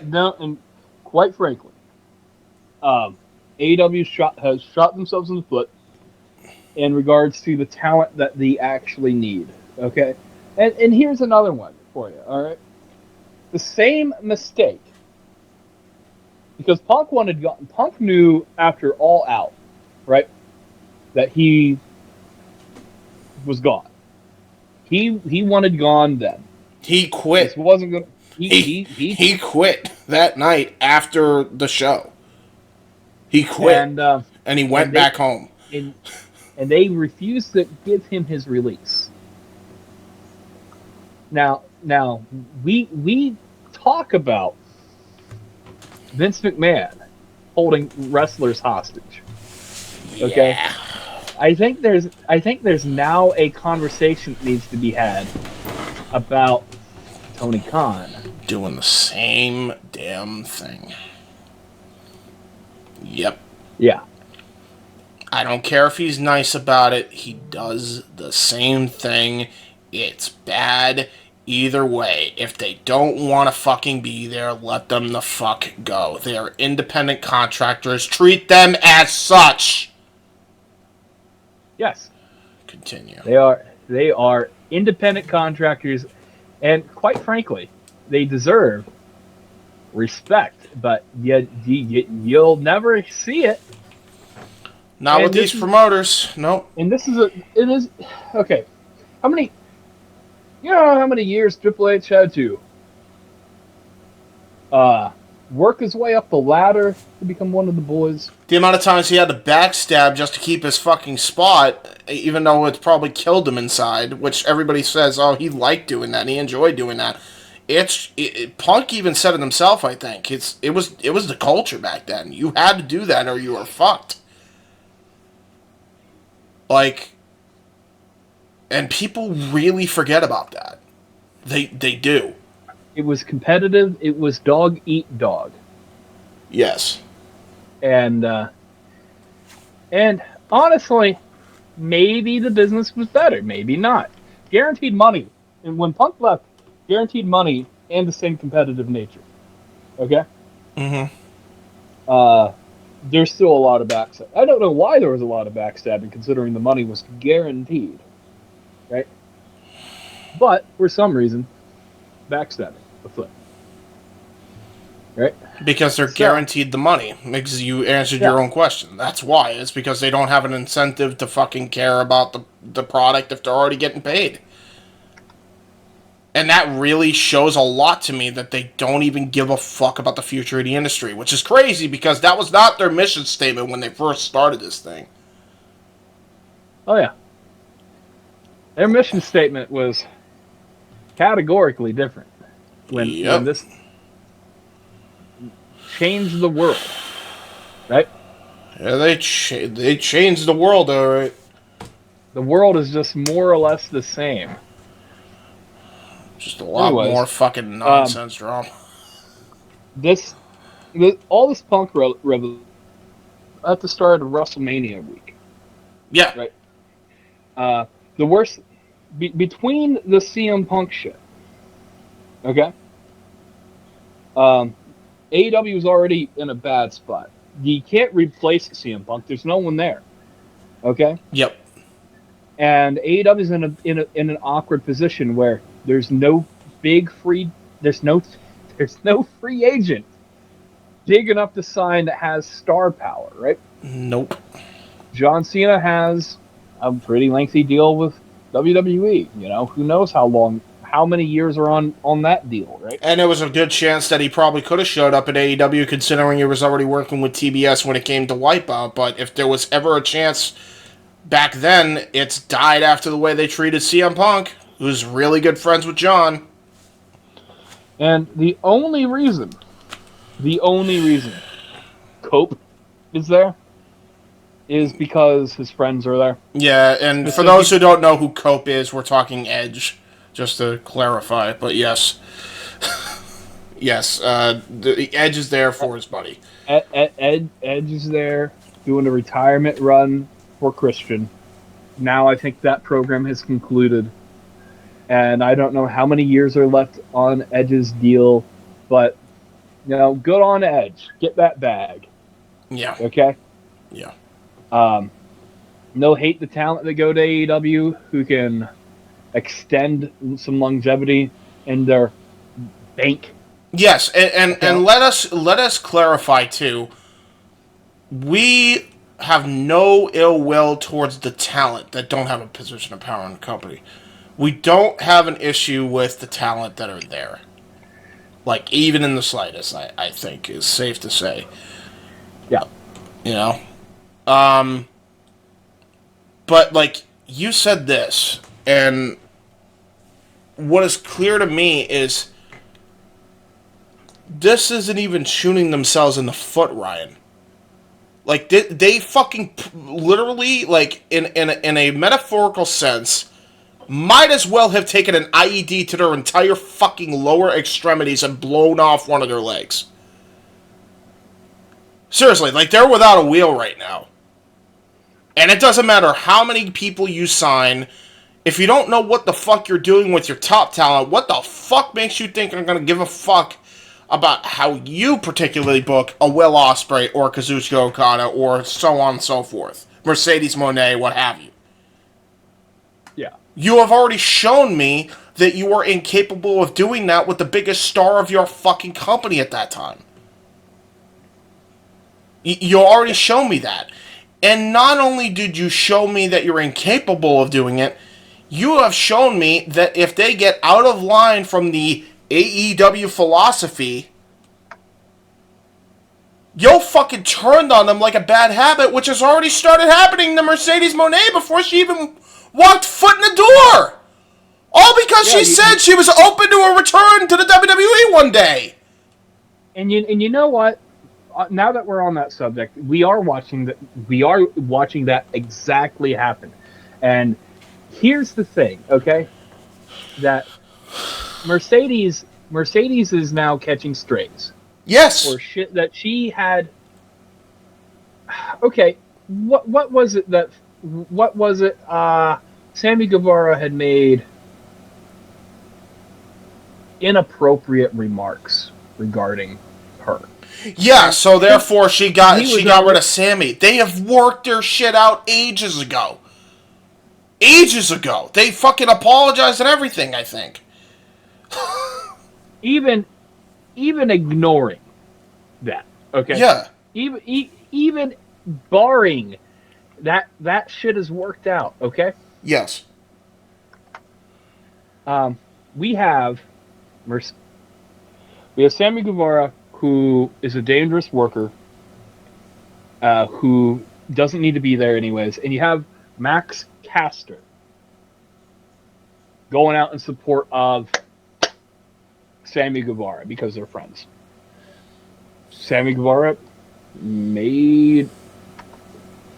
In no world is that humor acceptable. No. Okay, but I'll say this. I'll say this, Ryan. He even said, "I fucked up. I'm sorry. That was a horrible judgment call, and I'll never do anything like that again." And to his credit, he hadn't. Now, he's still a dangerous worker. You can make the argument all day long. But the point is, we're arguing semantics over a situation that has long since been dealt with by Mercedes and Sammy themselves like two adults oughta fucking do. It is already in the rearview mirror. The fact that it's even being brought up again is these fucking... It shades the same bullshit. And if I hear this correctly, Mercedes has an out clause. Yes.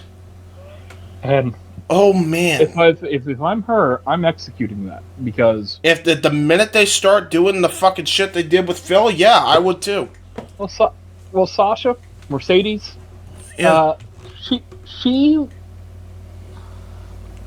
she was not quite on screen yet. I don't think. I think she might have been in developmental when Punk left.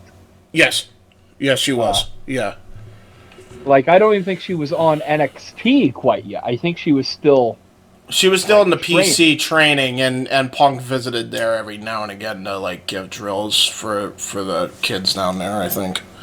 By the way, I love how Vince McMahon does not like people being in the gym and being on their phone at the same time. Yeah, what a fucking weird thing, by the way. That's so odd. Vince McMahon is one of the fucking... He is one of the dumbest human beings on planet Earth I've ever heard of in my entire life. And that's coming from an autistic kid. I'm just going to call it as I fucking see it. He is one of the most peculiar fucking people I've ever heard of in my life. Trigger warning. Yeah. Trigger warning. Trigger warning. I'm about to say something. I'm about to say something that's very accurate about Vince McMahon. Yes. So, you all been warned. Skip ahead about a minute. That'd be far enough to do this. Anyways, Vince McMahon grew up in a trailer, being molested by his mother's boyfriend. Yep. Right. And people will talk all this shit about Vince McMahon. He dumb lucked into his fortune. His father could have been any other hick in a trailer park. And I mean, no offense to people who live in trailer parks, but Vince McMahon definitely that. And by the way, the wrestling that he would have been watching would not have been his dad's wrestling. It would have been Jim Crockett. Yeah, which is ironic. I just want to put that out. Vince McMahon is a terrible human being, and we can see exactly how Vince McMahon got to where he was. And he's not a smart person at all, because let's be real, a smarter person would not have been saying all this stuff and having it put down in writing and using company money to pay for it. Yep. Either way, allegedly. Using company money. No, I know. We still have to legally say it to protect our own ass, but I believe it. But yes, we'll say allegedly just for posterity's sake, I suppose. I mean, WWE themselves admitted to it. Yeah, true. That's true. I do believe Vince McMahon has recouped the money.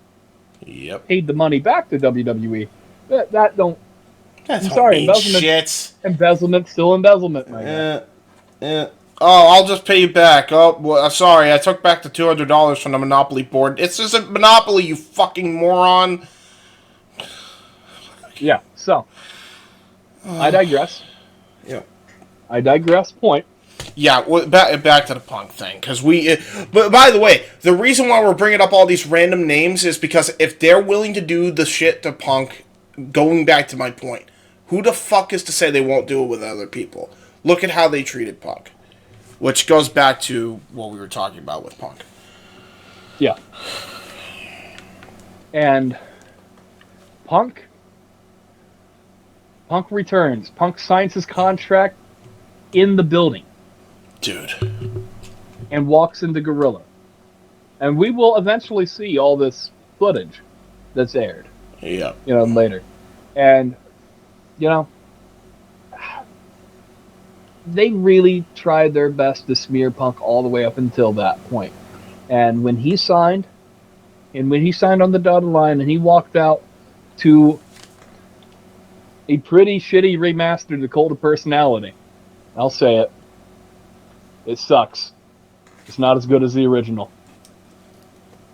Probably because AEW has the rights to the original, so they had to remaster it. That's beside the point. CM Punk comes out smelling like a rose. He crawled through this river of shit. Mm-hmm. And now, look at him. Yep. 2 million people, 3 million people. Like he has drawn more for the WWE than he ever had when he was on his full-time run. Now, granted, some of that is also The Rock's doing, but it's still the fact that let's be real. We talked about what the WWE has. They got 3 big names that are bringing in the eyes right now. Let's not kid ourselves. Those names are Phil Brooks, CM Punk, The Rock, and Logan Paul. Yes. You can't argue with me on that because that's the fucking truth. WWE has the most eyes it's had in over a decade. I'll say over a decade.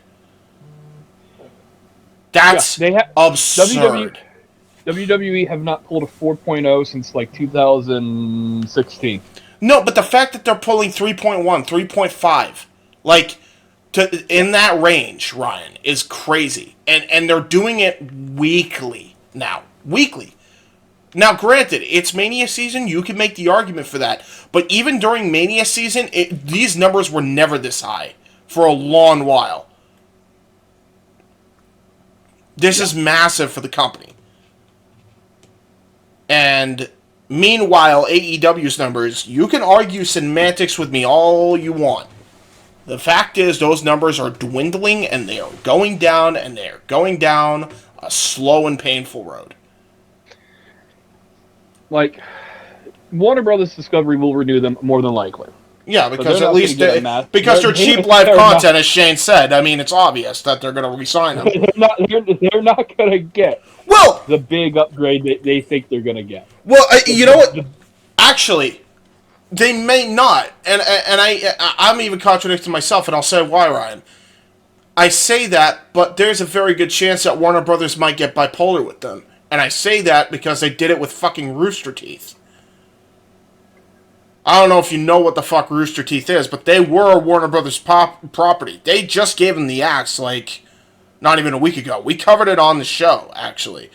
And they were, like, generating a lot more eyeballs and retention rate in their lowest point than AEW even was. Like, they were generating 8 to 10 million in YouTube views, and meanwhile, like, you know, at their heyday, they were generating tens of millions prior to just the 8 to 10 million drought. But they consider that a fucking drought. If that's Rooster Teeth's drought, I mean, Jesus Christ. Have you seen the YouTube numbers of AEW lately? They have not broken 1 million since Punk. They have not broken 1 million on DVR and or live for a while, for a little bit now. And then you have fucking, what do you call it? Fucking, you know, you have all these other shows and all these other projects that Warner have given the fucking axe to. So we can say absolutely for sure, because it's cheap live content, more than likely, AEW is going to be renewed. But I would have been confident saying that, Ryan, even back when all this first happened. Now, with all this coming to light the way it did, I'm not as confident anymore.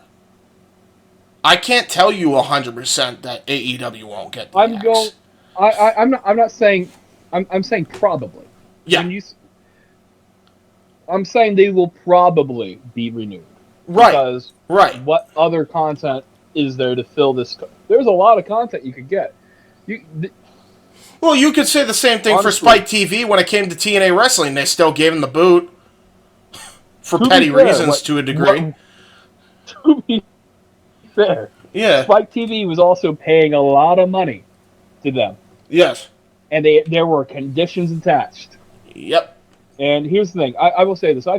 In my age, I found appreciation for Vince Russo's booking. Not all of it. And that's the asterisk that you have to apply here. Vince Russo wrote the Attitude Era. Both sides. Kind of, right? The ass end on the WCW side. Mm-hmm. Albeit, completely unfiltered, and no one sitting there telling him what to do. Up until Bash 2000, the filter was Eric Bischoff. Okay? And what happened? You have a guy who wants to be on TV, go into business for himself, and you cost him the biggest fucking star that the company ever had. Yeah. Oh, are we seeing a pattern here? Yeah, and I fucking said that back. I said that back when I did the fucking retro review with Owen. I said that exact thing. I was like, this is Bash at the Beach 2000 all over again. I'd actually argue this is probably worse. By the way, if I seem distracted, I've been working on a little... Oh, you said you gave a little meme? Oh my god. The Hogan leg drop. There you go. Nice. You know, people talk about NBA, WWE getting an NBA styled logo or whatever. And what's the image? What would be the image that you would use? Who would be the person that you would put on the logo? That is true. It's Hulk Hogan. Yeah, that's not bad. That's not a bad concept. Anyway, we're getting sidetracked again because we have. By the way, Autism Awareness Month, kids. Check it out. Full tilt. This is the real me. Not the meds. Nice. I love that. So, I'm just going to recap everything that we have already talked about, okay? Because I think it needs to be. And I'm just going to read what you sent me, like verbatim, because I think people need to digest what actually happened here. In this interview with Ariel Helwani, CM Punk goes into depth about how he felt about the end of his AEW career. And he called it very irresponsible for the company, AEW, to leave talent stranded at the airport, referring to nobody picking him up at London for All In. Not complaining, mind you, but still, that was irresponsible and agreed, by the way. leaving him to take the subway and or the tube for the UK folk out there.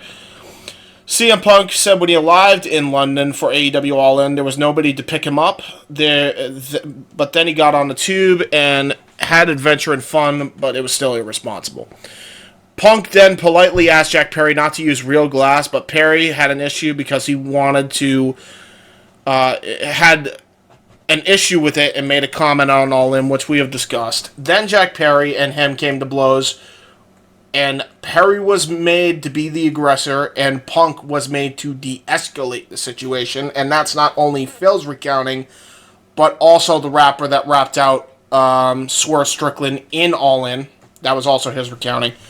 CM Punk said Tony Khan's big idea was a separate show with Collision, and he did not want that. Not even once did he want that. He wanted to be out of his contract, and Tony said no. So if you guys hate that Collision shows up on Saturdays when it comes to WWE PLEs, you could blame Tony for that one full on, and you have every right to do so. And I have no problems or queries with that, because he fucking deserves it. And he deserves to get fucking 3/4 of an empty house for that, because it's fucking stupid that you literally created a show for one guy just because your EVPs were being fucking petty. It was DJ Woo Kid. DJ Woo Kid, thank you with that, DJ Woo Kid. He said it would never work out and just released him. Tony refused. Punk felt AEW is trying to slander him and ruin his reputation, and also says that Tony Khan is not a real boss, but a nice guy. Except for when he quit on him because he was sick of the bullshit. And Tony, as a result, because he didn't have control of his toys anymore, fired Phil Brooks, disparaged the man's name, and gave a fucking bullshit recounting of what happened that night in that locker room. Yeah. Anybody, and this is talking to the people that ever criticized how I felt that night on Collision, with the exception of Ryan, who was right there in that fucking boat with me. I never want to hear anybody fucking say that it's not that deep or that it didn't matter that much. Ever fucking again. I am fully justified in how I felt then, just as much as I am fully justified in how I felt now. It has not changed, especially with this fucking revelation. Everybody in that fucking taping for Collision, were they or were they not, Mr. Ryan? Were they not fucking miserable? And you can visibly see it on their fucking face. Yeah. Thank you. I rest my fucking case, Your Honor. Case closed. They looked not only miserable, they looked as if their captain was just executed. Yes! Yes, they did. Fucking A. Amen with that one. This might be a false equivalence. It looked like trying to compete in the ring after you just watched Owen drop 80 feet into it. Which is not entirely incorrect. I think it's a bit of a stretch, but I could see the point. When you see them working, they clearly feel uncomfortable and they don't want to be there. Yep, including the two best workers on that card. That is where the comparison ends. Jay White and Dax Harwood. It was visible on their face. Dude, I've never seen a match where both participants in the match looked like they had boo-boo jobber face. Like, it never in the history of my fucking time as a fan did I see both men come out on the air looking like they didn't want to be where they were in that moment. Like, they wanted to do anything but wrestle at that point in time. Like, Jesus Christ. Yeah. Oh.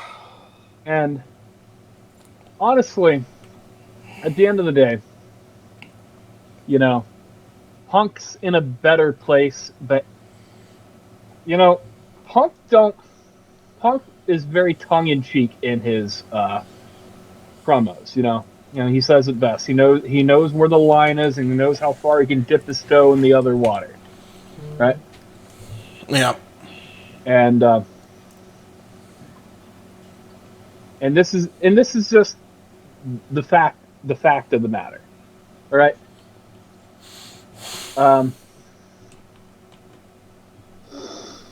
This is the most in-depth Punk has talked about it outside of his ESPN interview. Yep. And that was before the Jack Perry stuff. Yep. And it just comes down to things that have been said by other parties. Jim Ross, good old JR, has said that these people don't want to listen. That these kids don't want to listen to advice. Yep. And none of them know what they're doing. Nope. Okay? So at the end of the day, it's hard to feel bad for AEW when they've screwed the pooch as bad as they did. You drop the ball once, I can move on, right? Yep. But this is consistent. Yep. And I've lost my faith in the company. After this interview, oh man, you don't even know the half of it. I mean, I already had no faith in the management before this interview. And here's another one, okay? Yeah. I just want to put this out into the world. I just want to put this to any viewer who's still listening, okay? Or who makes it this far into the video. Yeah? There exists no world in where you are given the title of executive vice president and not be given a title. What are you in charge of? What are you in charge of? Yep. Executive vice president of what? What? Talent relations? Good God.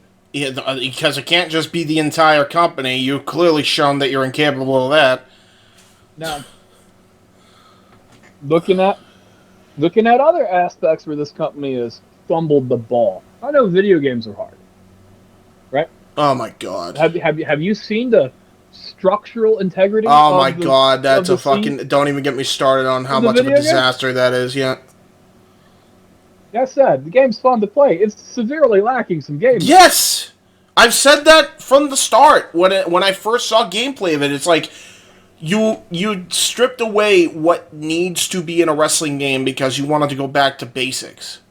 You wanted to go back to what was fun. It's you know what it is? It's honest to God the same mentality that everybody else had when it came to this shit. When it came to All Elite Wrestling in the back. It was the same mentality when creating this game. Yeah. Man. I could only imagine the fucking arguments like that fucking Kenny and Arbery had. By the way, let's not even just talk about that. The structural integrity of that game and how bad that game is and how it just runs like shit when it comes to just how you don't have replayability at all. And they're fucking fight forever. Fucking forget about it. The post-launch content's bad. The Stadium Stampede game mode is awful. Empty. Population 1. Yeah. I mean, honestly, yeah. I feel bad for the people whose jobs are on the line for this game, other than Kenny Omega. Because he'll always have a job regardless, yeah.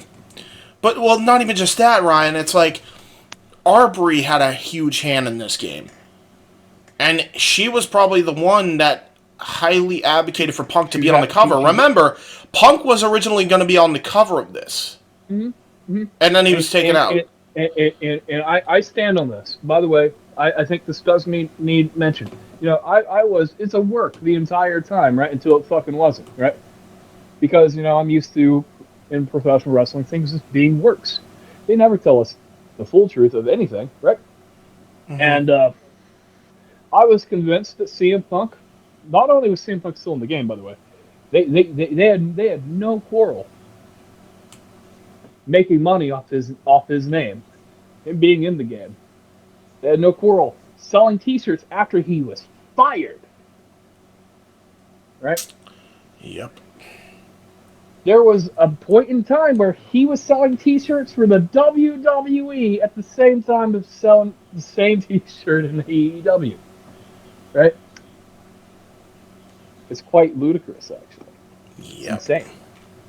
And by the way, they had heavily considered at one point to take him out.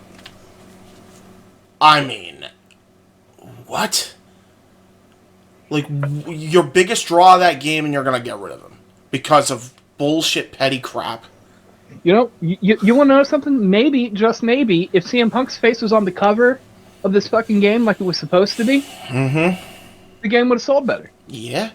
You think? You know? No one knows who Kenny Omega is. You know? I stand on this energy. Okay? I bet you if they fucking did business the right way and the Young Bucks stopped being idiots, people would know a lot more about who Kenny Omega is because Kenny and Punk would have had their match by now, at this point. You know, as long as, you know, here's the thing. There's a lot of people whose careers are now married to the Young Bucks. They owe their entire livelihood to the Young Bucks because, you know, they kissed the wrong ring, if you will. Yeah. And when AEW falls, it's not a matter of if it falls, it's a matter of when it falls, and their tape library will just be absorbed into TKO. Yeah. There's going to come a point where Saeed Khan is going to look at what his son's done. And what it amounts to is, this is just my alleged theory as to what's going on, is you know, he's testing all his children. Here's this money. Make me some money back. And quite frankly, AEW, there's one thing AEW still does very well. They do make him the money back. I've never been disappointed in an AEW pay-per-view, save All Out this year. All Out this year on World's End at the end of the year, I think, are the two worst pay-per-views that have happened. I actually did enjoy World's End. The ending ruined it for me, but I can see why you would, though. That's fair enough. AEW pay-per-view still sells very well. If that's where they're making their money. They now no longer have a video game development, or at least all the money that was going into video game development. Well, to be fair, I think Tony put a lot of his own funds into that project. Yeah. Well, AEW's funds is glorified Tony's funds. He sunk something like $10 million into video game development. Yeah, well, that's no longer an issue. So, there is an upside. There is a greener pasture for AEW. It's just, will it stay that way? You gotta learn how to treat top talent like top talent. Not even just top talent like top talent, talent period. This is just egregious. Well, this goes beyond top talent now. No, this is the thing. This is going to be where we're probably going to disagree a little bit. Top talent that actually draw money. Yes. Are given special privileges. Yeah. Okay. We're not in disagreement there. My point is, this is Riho. Yeah. Riho is not top and CM Punk do not have the same level of stroke in the company. Nor should they, and nor should she have been in the main event, but that's a story for a different time. That said, okay, what I will say... I could have used a male contemporary, but... No, honestly, I got the point you were trying to make. But you have all your talent right there in front of you. And if you had to hold a gun to their head hypothetically, and they had to pick a side, who would you rather be the booker and the head honcho of the company when it comes to the creative? Would you rather the Bucks and Tony Khan, or would you rather CM Punk and his crew? I bet you everyone, even everybody in the elite camp, is going to say, we'd rather CM Punk back. And I say that because this isn't just a top talent thing now. They have shown, and there has been a pattern, as you have said, where they are going to treat fucking talent this way. They treated Thunder Rosa this way. And then they hashed it out, fair enough to them, but that was after everything had happened. Those two women had to be adults on their own because the company and the boss, especially, was not going to make them do it for them. You had the Eddie Kingston and Sammy Guevara bullshit. You had the Andrade and Sammy Guevara bullshit. You had the fucking Matt Hardy concussion from Sammy. A lot of these involve Sammy, but Sammy's far from the only fucking culprit in this situation. You know, you had the Young Bucks, you know, fucking make Cody out to be like this weird guy that didn't want to do the things that AEW was doing, and it was like his own little, quote, Codyverse, and spreading all that bullshit misinformation. Oh my god. Like, you just sent me back to Nam. No, but seriously, it's just like all this other shit. And Cody was developing like decent talent who, by the way, they've utilized like one guy from the fucking Nightmare Factory, and that's Powerhouse Hobbs, and they haven't used him exactly very well. Yeah, every time Hobbs gets any level of momentum behind him, something happens. I know allegedly Miro's out with injury, right? Yes. Right now. I know allegedly. Miro says he's out with injury. Do I believe that Miro's out with injury? Fuck no. No. I think he's done with the company. I think he's got his own personal problems to begin with, but I think he's also friends with Phil. There's a lot of factors on his end. But, like, Ricky Starks had respect for Phil. Fucking Danielson likes Phil. Big Bill liked Phil. You know? I'm going to just say this. I think Danielson saw an opportunity. Yeah, for sure. And because here's the thing. By the way, hold on, timeout. Yeah, you reminded me of something because go for it. Yeah, Danielson definitely saw an opportunity. You can't even be a boss to fucking be the deciding guy in the room, right? To say, okay, this is enough. Okay, here's the thing. It doesn't matter if you should fire him or not. He said he quit. He quit. The decision's fucking made. Okay? You can terminate him for cause. You can say, because you got to protect yourself legally. Yeah. Right? I get that. Okay? But. I don't. Not in the way he did it, by the way. Definitely not in the way he did it. And you want to know what? They're going to run Chicago. They're going to run Chi-Town. And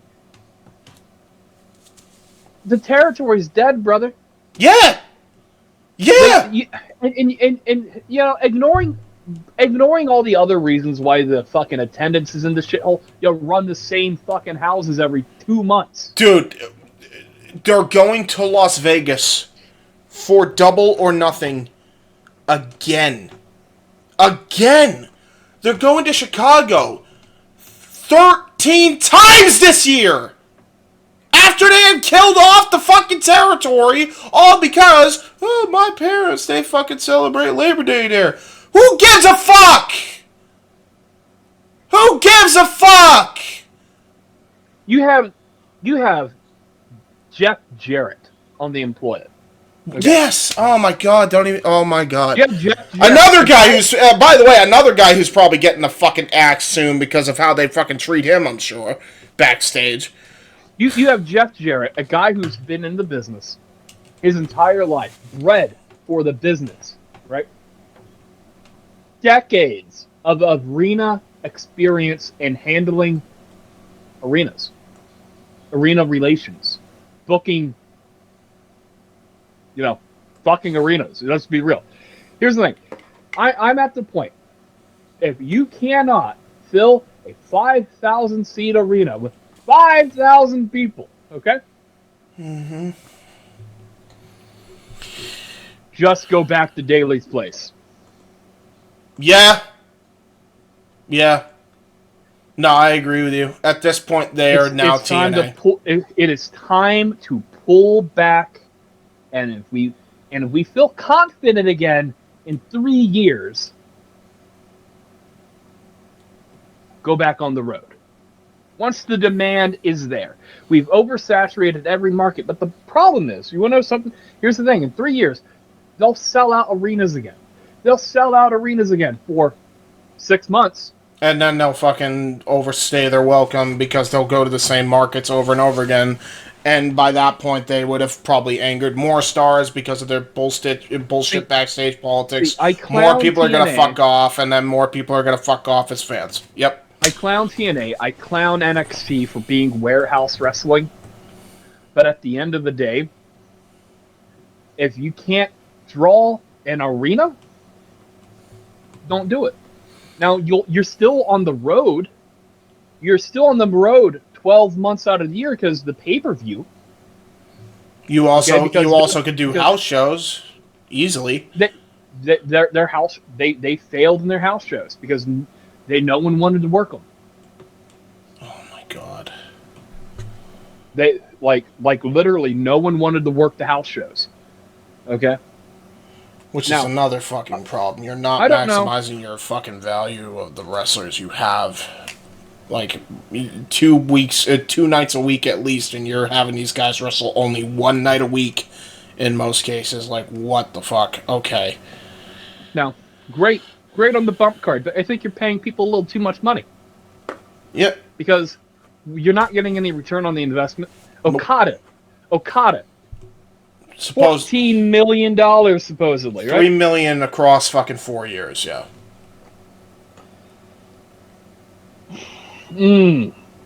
I think they're a little bit inflated, by the way, because the fucking people in Japan don't read currency. He will never make $14 million worth of merchandise. No.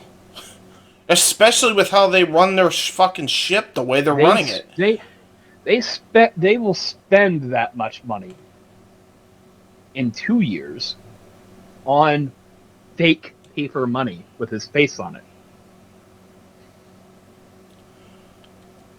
Yep. And this is the thing. Okay, we're at a point in time where the worst case scenario for AEW happened, and that's for Vince McMahon to be ousted from power and to be removed from the creative process entirely, to be removed from WWE in its entirety. The WWE is on fire for the first time in 16 years. I will say that WWE is truly on fire. Yes. Okay? Yep. Are we TV 14? No. But we will be. Soon. Netflix will be the dawn of that. Ultimately, what's going to happen is the worst case scenario has happened for AEW. WWE is on fire, and AEW keeps footing around on media rights. You need a streaming service to pick up your content. I don't know why. Whatever deal that WBD has offered, it doesn't sound good, right? No. Doesn't sound good to Tony. But there comes a point where they're going to offer it. Tony's going to say no and go like, okay, we rescind our offer. Yep. Right? Because Tony's too stubborn for his own good, and he thinks his shit's the hot shit. Now, globally, AEW is performing pretty well. It's just really here in the States that their TV show sucks. Yep. Wrestling for the sake of wrestling doesn't draw money. Not in the States. And hell, not even in the UK. Let's not even kid ourselves.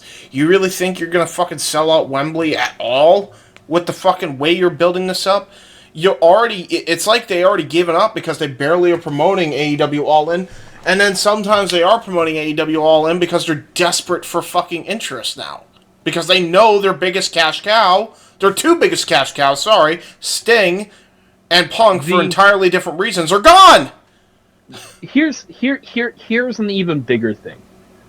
It's the same fucking problem. It's the same fucking problem. Okay, you're gonna run Wembley 2 years in a row. Why? Why are you not in Rio de Janeiro?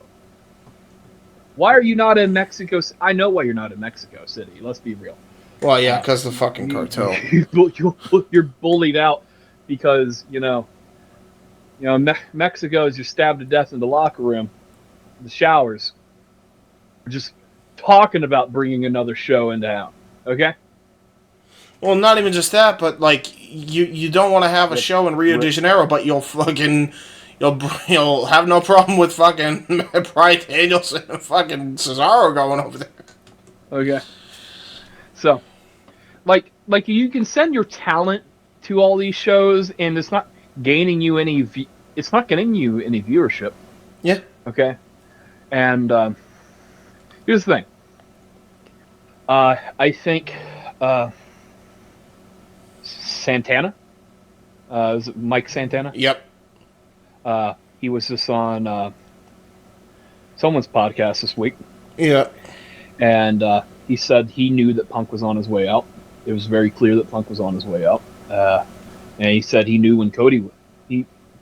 No, I think he was actually talking about Cody. He knew that Cody was gone. Which means Santana, if he's saying shit like that, he's going to be next, because he wants out too. Well, yeah. I think Santana's already out. Santana's going to be out. I'm sure Ortiz, even though they have beef, apparently, he's going to want to be out. I stand on this. The entirety of House of Black is already back in WWE. Yeah. It's not a matter of if, it is just a matter of when. Right? Yeah, and let's clear this up, people, because I want to make this very clear. We're not fully going, and jumping on a bandwagon. For me, specifically, I could give a fuck about the goddamn people running the show. Fuck the people running the show, quite frankly. Even if they're good at their job. I give a fuck about the people, the workers, who bust their fucking ass to get me to pay a fucking ticket. So therefore, I want what's best for them. And if they're not going to get what's best for them in AEW, yes, I'm going to want them to go to WWE, period, end of story. I'm going to raise another point. Okay? AEW is here as long as Tony Khan wants it to be here. Okay? Yep. But you got to look at the climate of professional wrestling that exists today that did not exist 10 years ago. Yep. Look at all these places you got to work. GCW, people might not like it, but it is the spiritual successor to ECW. I'm actually going to be covering Bloodsport because Josh Barnett's doing his thing, and I'm looking forward to that. But that's beside the point. Stay tuned on the Jeff Meacham Network, Multiverse Media. Well, another thing that myself and Shane predicted, the WWE willing to let their talent go do other things. Yes. They're not going to be used. Not even just that. They're letting WWE talent go on the same show where AEW talent is going to be and TNA talent is going to be, which wouldn't have been the case years ago. And it's already there. What is so maddening to me is that AEW, all you have to do, even with all this shit, and I even think it's crazy that Punk said this, all you have to do is make nice and apologize. Because I guarantee you, the minute you actually do that, WWE is going to be willing to work with them. But Tony is hindering that possibility from even being a reality at this point. Well, about a month ago, I was kind of mad about WWE potentially not letting AEW have access to Sting right? Yeah.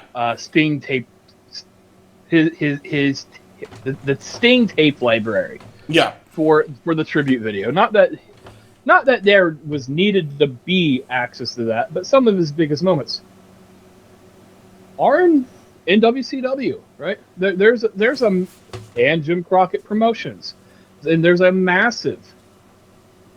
Thank God, by the way, that Ric Flair and Sting wrestled in multiple territories, so that you didn't have to ask WWE, but you probably could have.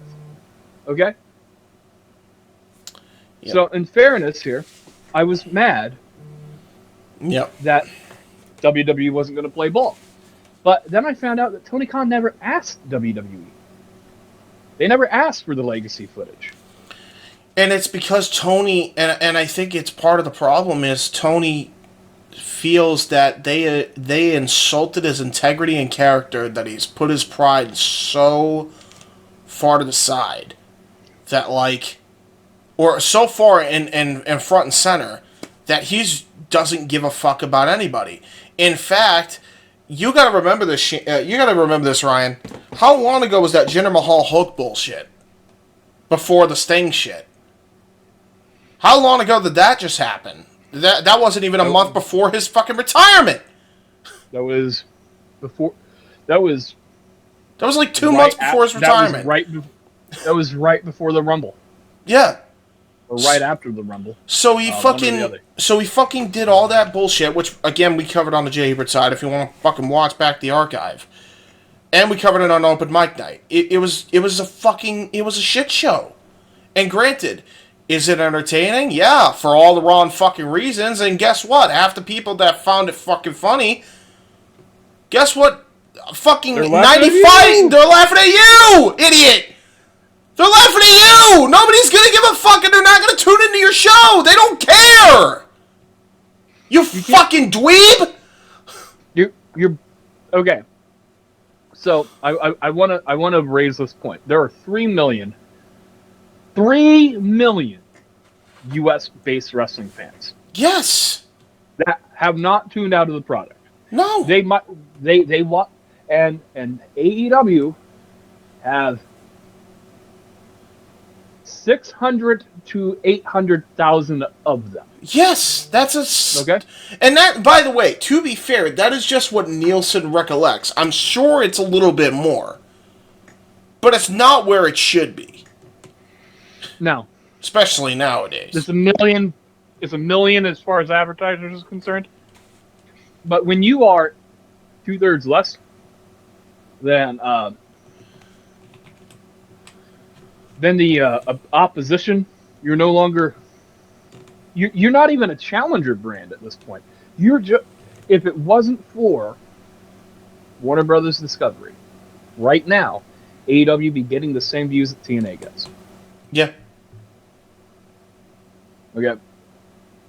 By the way, I just want to point out as well, not only with those viewerships, but their popularity dwindling as much as it's dwindling, you'll notice that they may be getting advertiser revenue, but they're not getting nearly as much in the sponsorship revenue that they used to get.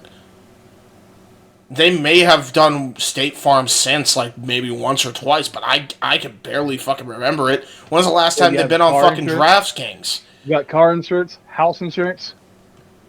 Like, I was just watching Raw. I think Raw has DraftKings now. Yeah, well, no, both WWE and AEW at one point, at the same time, had DraftKings. They supported all wrestling. They wanted to put their product in all the wrestling basket. That isn't even that surprising that WWE was also in that. The surprising thing is that AEW just hasn't done it since Punk left. It's almost like their credibility has been shot. It has. And honestly, you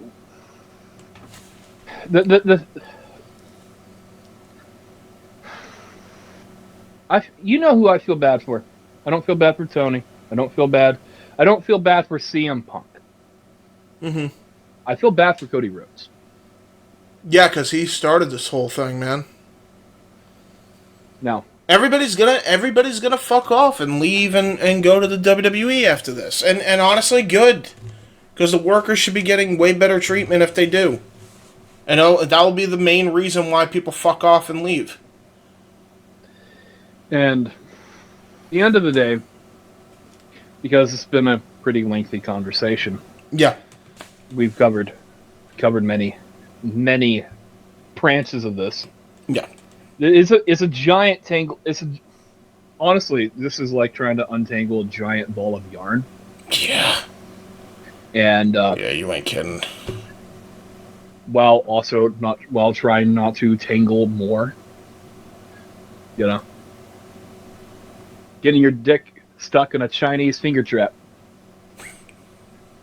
Yeah. That's what this feels like. Yeah. You know, the Yeah. Yeah. So yeah. I feel bad. I feel bad for Cody Rhodes because Cody Rhodes put his heart and soul into the foundation of AEW, and honestly, when AEW was presented, Cody was the top act. He was a draw of the company. What did they fucking do?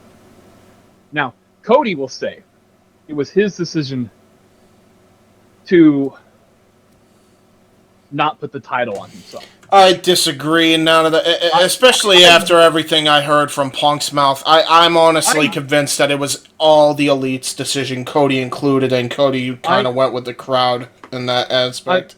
Well, here's the thing. I'm gonna point something out to you. Something very, and to the viewers, something very specific. The reason why Cody shouldn't finish any story, right? Because he's weak, right? Dusty put the title on himself, right? Dusty knew if there was no one else capable of drawing money,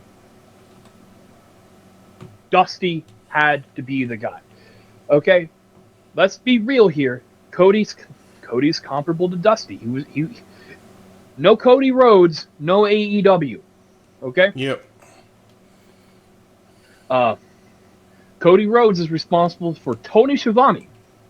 Okay. And Schiavone might be out the fucking door soon, but yes. Quite possibly JR. Yep.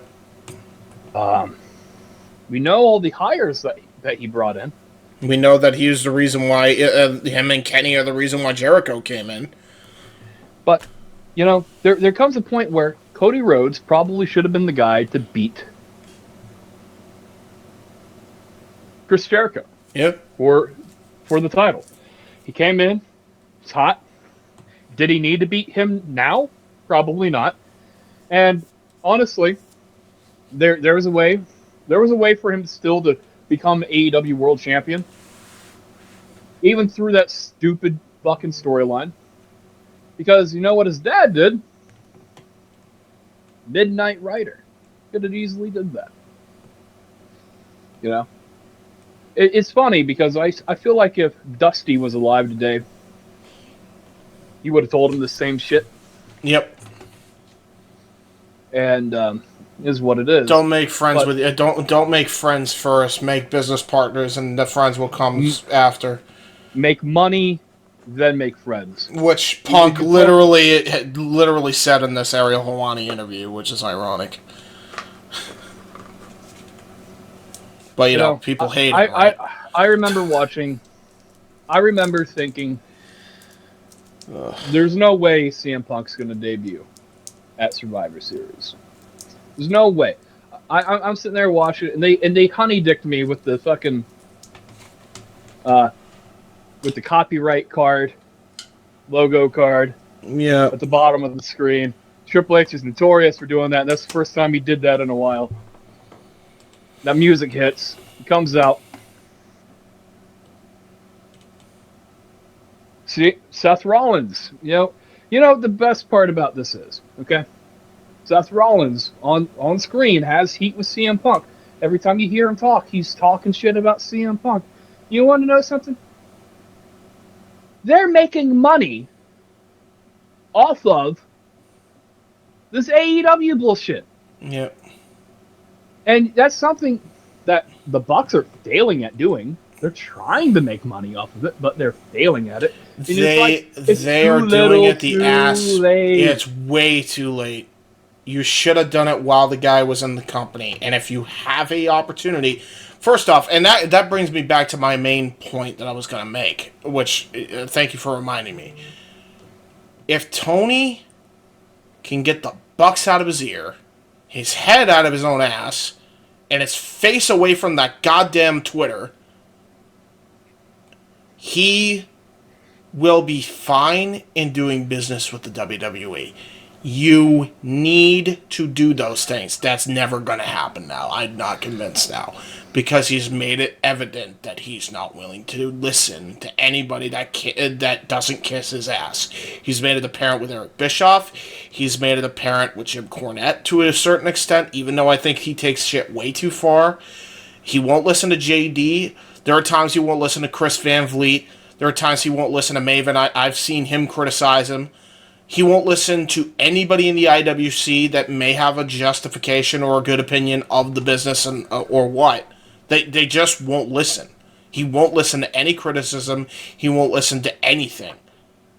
He is so stuck in his ways. He is so stuck in his forum fucking trolling post fucking era that he thinks that's how you conduct business and drum up interest, when in reality all it's done is hinder your growth. It has stunted your company, and it will continue to do so if you don't change now.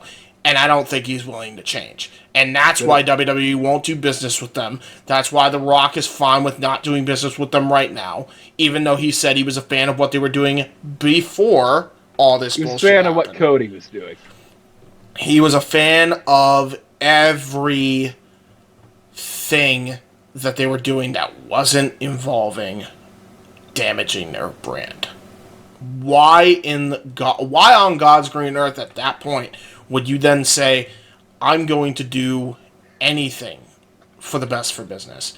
Now, they have gotten themselves to the point where the only way they generate any interest is if Tony Khan changes his ways miraculously, leaves the company in charge to somebody else that's trustworthy while he goes on a very, very much needed mental rest.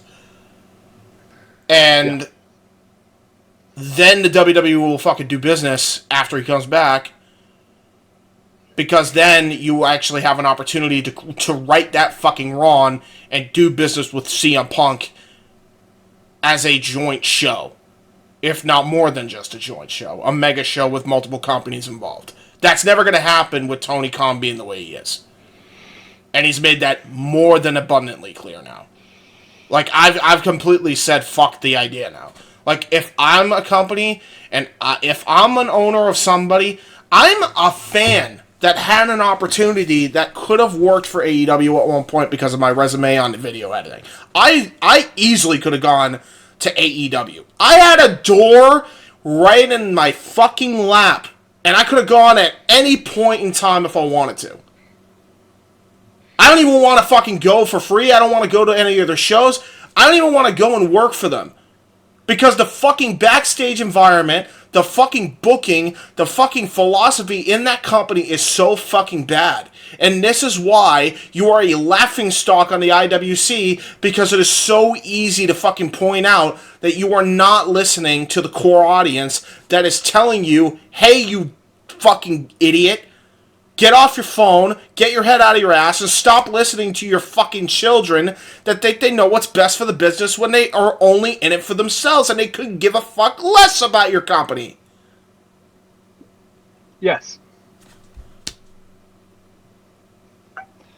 Point blank. End of story. But he won't. So why should I give a shit? So, I won't. Why indeed? And there was a point in time I used to say, hey, it isn't that deep. Don't worry about it. You know, don't think about that aspect of it. There's a lot of things, and in a lot of cases, it isn't. And I'm not trying to gaslight you from earlier. No, absolutely. I know you're not. You aren't the person that ever gaslit me in the entire time I've known you. So that definitely wasn't a jab at you. I shoot from the hip. Okay. Yeah. Here's the deal. Okay. the fact that AEW books exclusively for fans like you, like me, internet fucking marks who like all wrestling. They may have lost you. It sounds like very clearly. Well, I like all wrestling, but you need The to bring the casual fan in. You're not going to bring the casual fan in if you're doing everything against what the casual fan would want to see. and you know what? Here's the thing. I'll say this: AEW, from a match quality perspective, no one gives a shit about match quality, and that's the thing. That's the thing that that's a discussion that people really need to have with themselves. Yep. Does match quality sell? Does match quality sell tickets? Does match quality? It's good to have a 4 or 5-star classic on your card, right? Does every fucking match need to be that? Nope. No. That's what the pay-per-view is for. That's like the TV show is a commercial for the pay-per-view. And if you're going to push to having 12 pay-per-views a year, then every Dynamite should be a commercial for the next pay-per-view, right? Every Collision should be a commercial for the next pay-per-view. Every Battle of the Belts, which they made when they started doing them, made it sound like these were going to be a big special, like a Saturday night's main event. They have been, and I mean this with no hyperbole, they have been a waste of fucking airtime. It has been atrocious. Atrocious. Now I get building your library, right, for media rights later, further down the road. Yep. Okay? Why just building, padding up the library so you can have more things to put onto whatever streaming service that you will one day get onto. But that was barring all the other stupid shit that's happened since. Yep. Okay? Yep. But... And now, oh, by the way, now they're on this kick of the Wrestling Matters. You see that fucking little thing that they've been pushing on social media and on their television show lately? Wrestling is the least important part about professional wrestling. Yeah. And by the way, it can be important, but even TNA had shit going for it when wrestling mattered in the first place when they first started up with the 6-sided ring. Like, you can't argue with me on that because it wasn't just all wrestling, so that's bullshit. Yeah. Fucking. Like in full confidence. Okay? Yeah.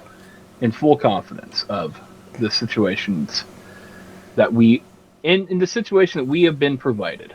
Yeah. By our masters at AEW Wrestling. Okay? Masters. That's a funny term in this case, but yes, continue.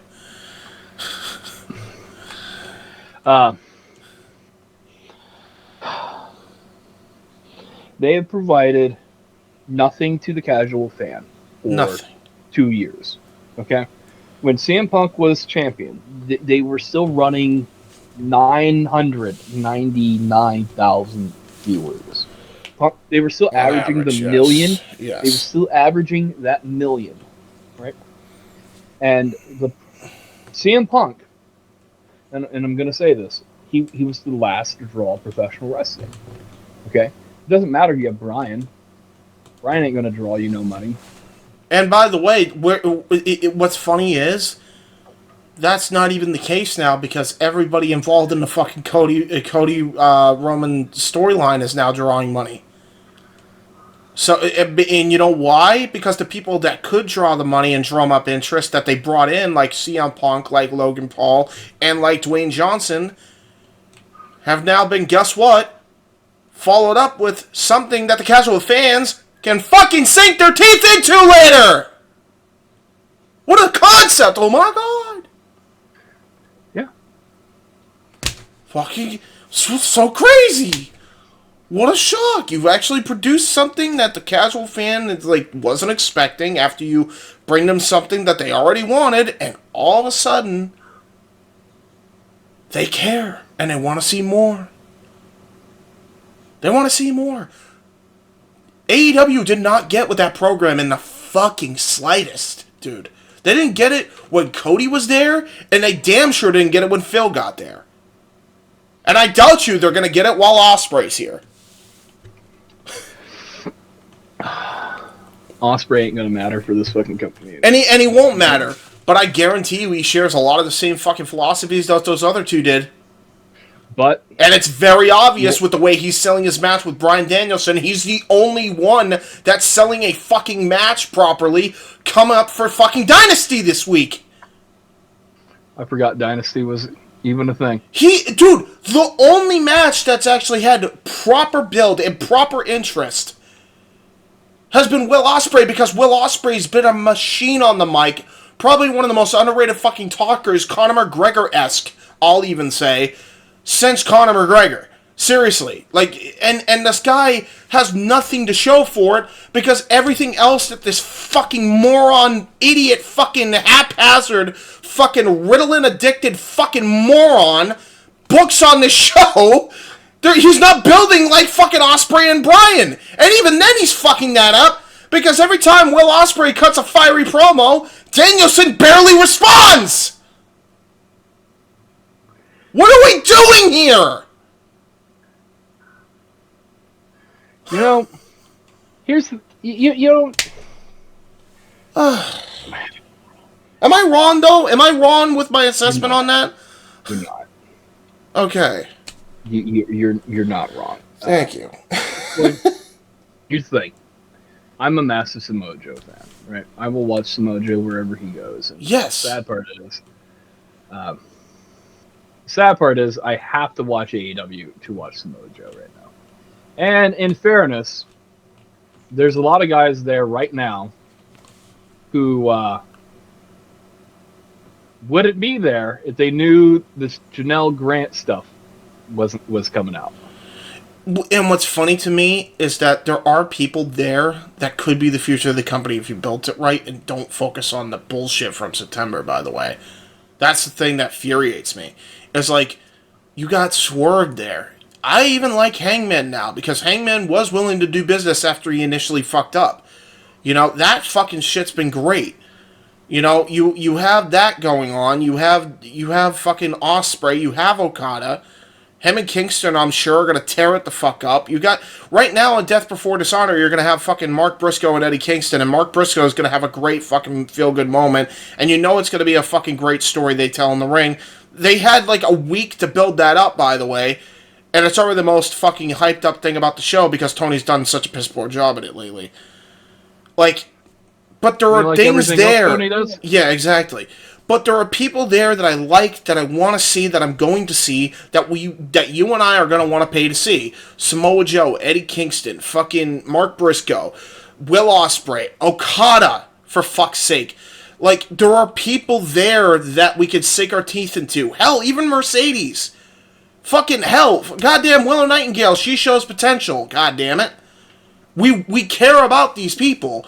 You just have such an ass-backwards way of giving us a legitimate fucking reason to in storyline.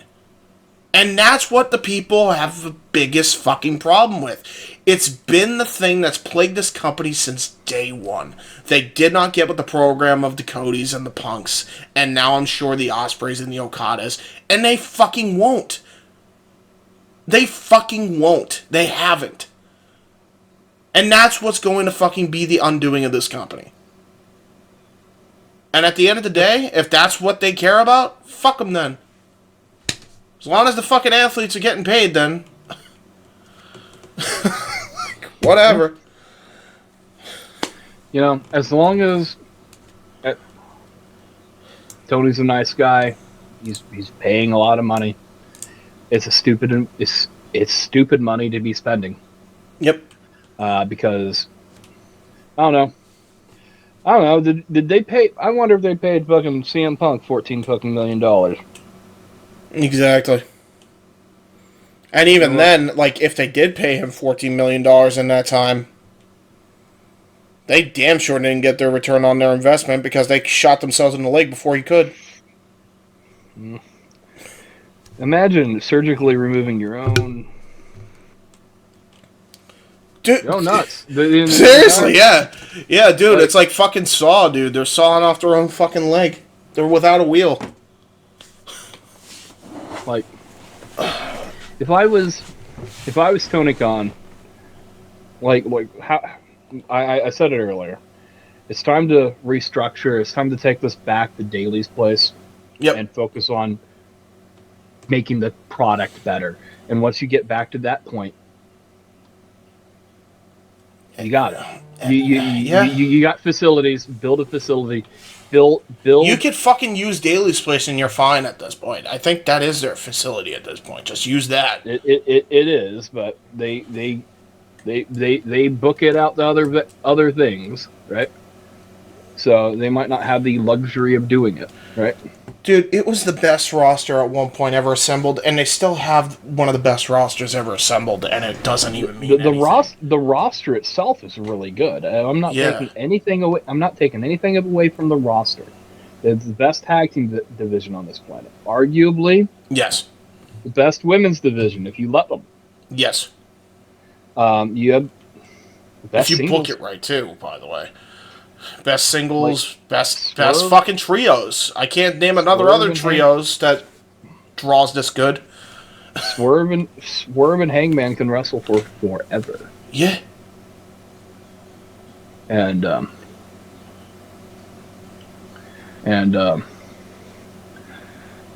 the point is, like, all the ingredients for a good wrestling promotion are here. Yes.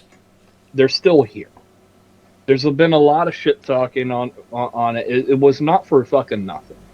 All the ingredients for a good wrestling product, good television show, just event in general are still there, and you can see it every time you go to a pay-per-view, every time you buy a pay-per-view.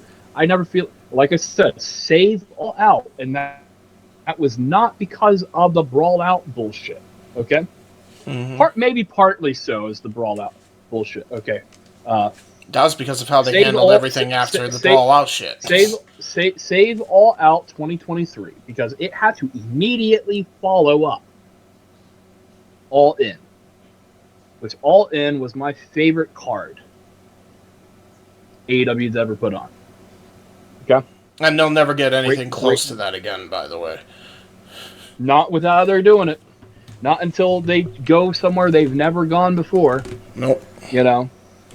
I'm even convinced that even if they do, people are going to find holes in it. It's like, well, it was only good because the crowd was good if they go somewhere else, too. And you can legitimately point that hole out now, and it would be validated. There was a point a year ago you could say that the same thing about WWE for Clash at the Castle, for Backlash in Puerto Rico. Yeah. Okay. You could have made that same argument. Now about WWE, no. Now WWE is actually on fire. And by the way, those shows actually delivered too. To be fair, partly due to the crowd being really, really into it. Right? Yeah, for sure. It's kind of hard to have a bad show when you have a crowd that hot. I mean, fuck me. Like if the crowd's dead, don't come back. Exactly that point. That's why All Out failed. The crowd died because the crowd died the night prior. Yeah. Like, seriously. And then they proceed to bully a fan. Dude. They proceed to bully a fan. I'm just glad she's even back. But, like, you could tell, even today, that woman's walking on eggshells. Because I see her in the front row at some of these events. She's still walking on eggshells to this day when it comes to going to wrestling events. Ever since how she was treated. And I don't fucking blame her in the slightest, by the way. Yeah. Like, I really do not blame her in the slightest. Because, like, I'd be walking on eggshells too if I was treated like that. So. As far as we approach quite possibly the end of this podcast because it's getting pretty late. We're pretty much at the end anyway. I think we made our point evidently clear. All the ingredients are there. If they just pull their heads out of their ass, they won't. As long as Matthew and Nicholas Massey work for the company, yep, there will never be greener pastures in AEW. Because this bullshit went too far. This bullshit cost you $1 billion TV deal. Yep. This bullshit cost you pay-per-view buys, larger gates. You know, this bullshit cost AEW on average 7,000 seats a night. Okay? Yep. So weekly. Twice. Yep. A week. And I hope, and this is the thing. You can even make an argument. Is Tony Khan, and here's the thing. Okay, we made the autism awareness joke a couple times tonight. Tony Khan is a bona fide autist. I smell our own. Well, yeah, but like so are we, and I can see someone gassed up and taken advantage of. Yeah. And he doesn't realize it. Yeah. You know what? I'll give you that. Yep. Like he needs validation. Yeah. And he needs the validation of all these people like me. Please hug. You can see it when he hugged. Dude. You know, when he was begging Sting to stay, which was one of the saddest things now looking back at it. Because you could tell he's fucking stressed. No, that's fair. Because I know, Lord knows that's Lord knows I know how that feels. To be fair. So that's something I really thought about the longer I've sat here tonight and bitched about this. Yeah. But I hope that one day this man can get some proper therapy. He's a billionaire. He has everything that anyone could fucking want, but he has no reason to get better. He was afforded an opportunity that no one else really ever has, right? Right. And what do? You talk shit about people who you want to know something, you know, definition example of a money mark, Dixie Carter. Definition example of a money mark, Tony Khan. Okay, Eric Bischoff is the sole reason WCW was successful from a creative standpoint. Yeah, and everybody called him a money mark, which is ironic. Financially, Eric Bischoff earned that name. Yep. Right? Like he did something that was impossible. He went toe-to-toe with WWF. Yep. In the 90s. And nearly bankrupted them. And WWE, because they needed the money, had to go public.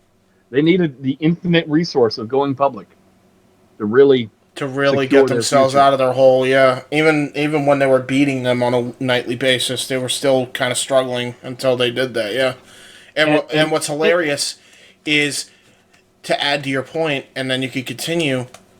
This is all like, you could look back at that history, like Reliving the War is covering that now. It's very much shown that, you know, Bischoff did that. Bischoff created that change. Like, you know, all he had to do was keep his mouth shut and just offer Bischoff a job, and Bischoff could have saved this company. Now he's gonna try and save the. What's funny is, and I don't even think Tony realizes it, this fucking guy is trying to save his company with another podcast because he decided to retire the other one to try and save this sinking ship. And I don't think people realize that. They're thinking like, oh, he doesn't care about AEW. He constantly talks shit about it. It's like, guys, he stopped his show to do another show, and literally the first thing he's doing is saying why this is a problem. I'm just going to put this out onto the air so I can say I'm one of the first to say this publicly. Yeah. Eric Bischoff's the next WWE president. Oh, yeah. And because Nick Khan's not going to be here forever.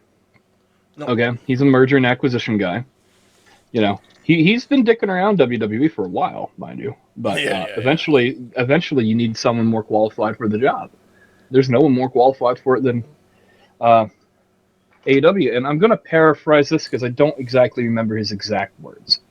But Eric Bischoff said, working for AEW would be a very sad end for me. And I am planning something so much more. Yeah. And that means that Eric, you don't just say that if you don't plan to go back to the WWE. What is hilarious, too, is it's funny you mention that, because that means if what you're saying is true, he's trying to give Tony a bit of advice for when he eventually takes over, so that way he actually has some decent competition. Because Eric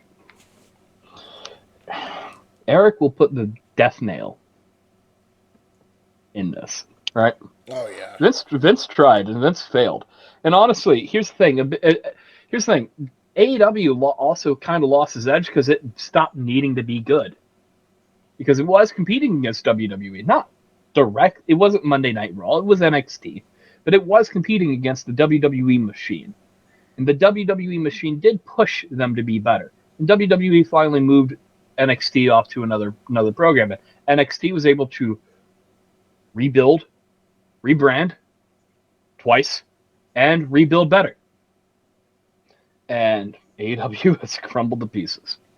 And that's my final say on it, you know. I agree.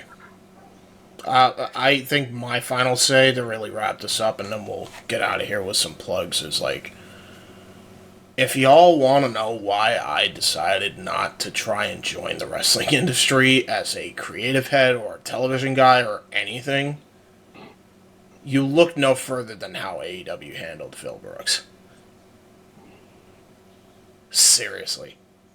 And the proof is undeniable. And if you think, after what happened, as I said last podcast, covering the AEW shit, if you think what happened to Rooster Teeth cannot happen to All Elite Wrestling, and Warner does not rescind their contract after hearing this, or at the very least start having reservations on this, because they realized Tony Khan sold them a bill of goods as to why Punk got fired to save his own ass.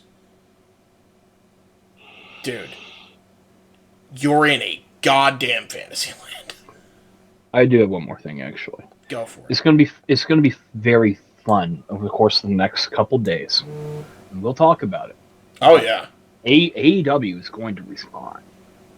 Oh yeah, you know they will. Somehow they will. They'll have a little the masses will respond. Yeah. Tony is the only one I don't see throwing a complete fit, because yet I really believe CM Punk has Tony's balls in the vice. Yeah. You know? Yeah. And the elite will be the ones to break the NDA. Yeah. They will be the ones to break the NDA at some point. And once an NDA is violated on one party, it's pretty much moot. And you can't cover up crime with an NDA. Okay? The Massies committed a crime that night. Yep.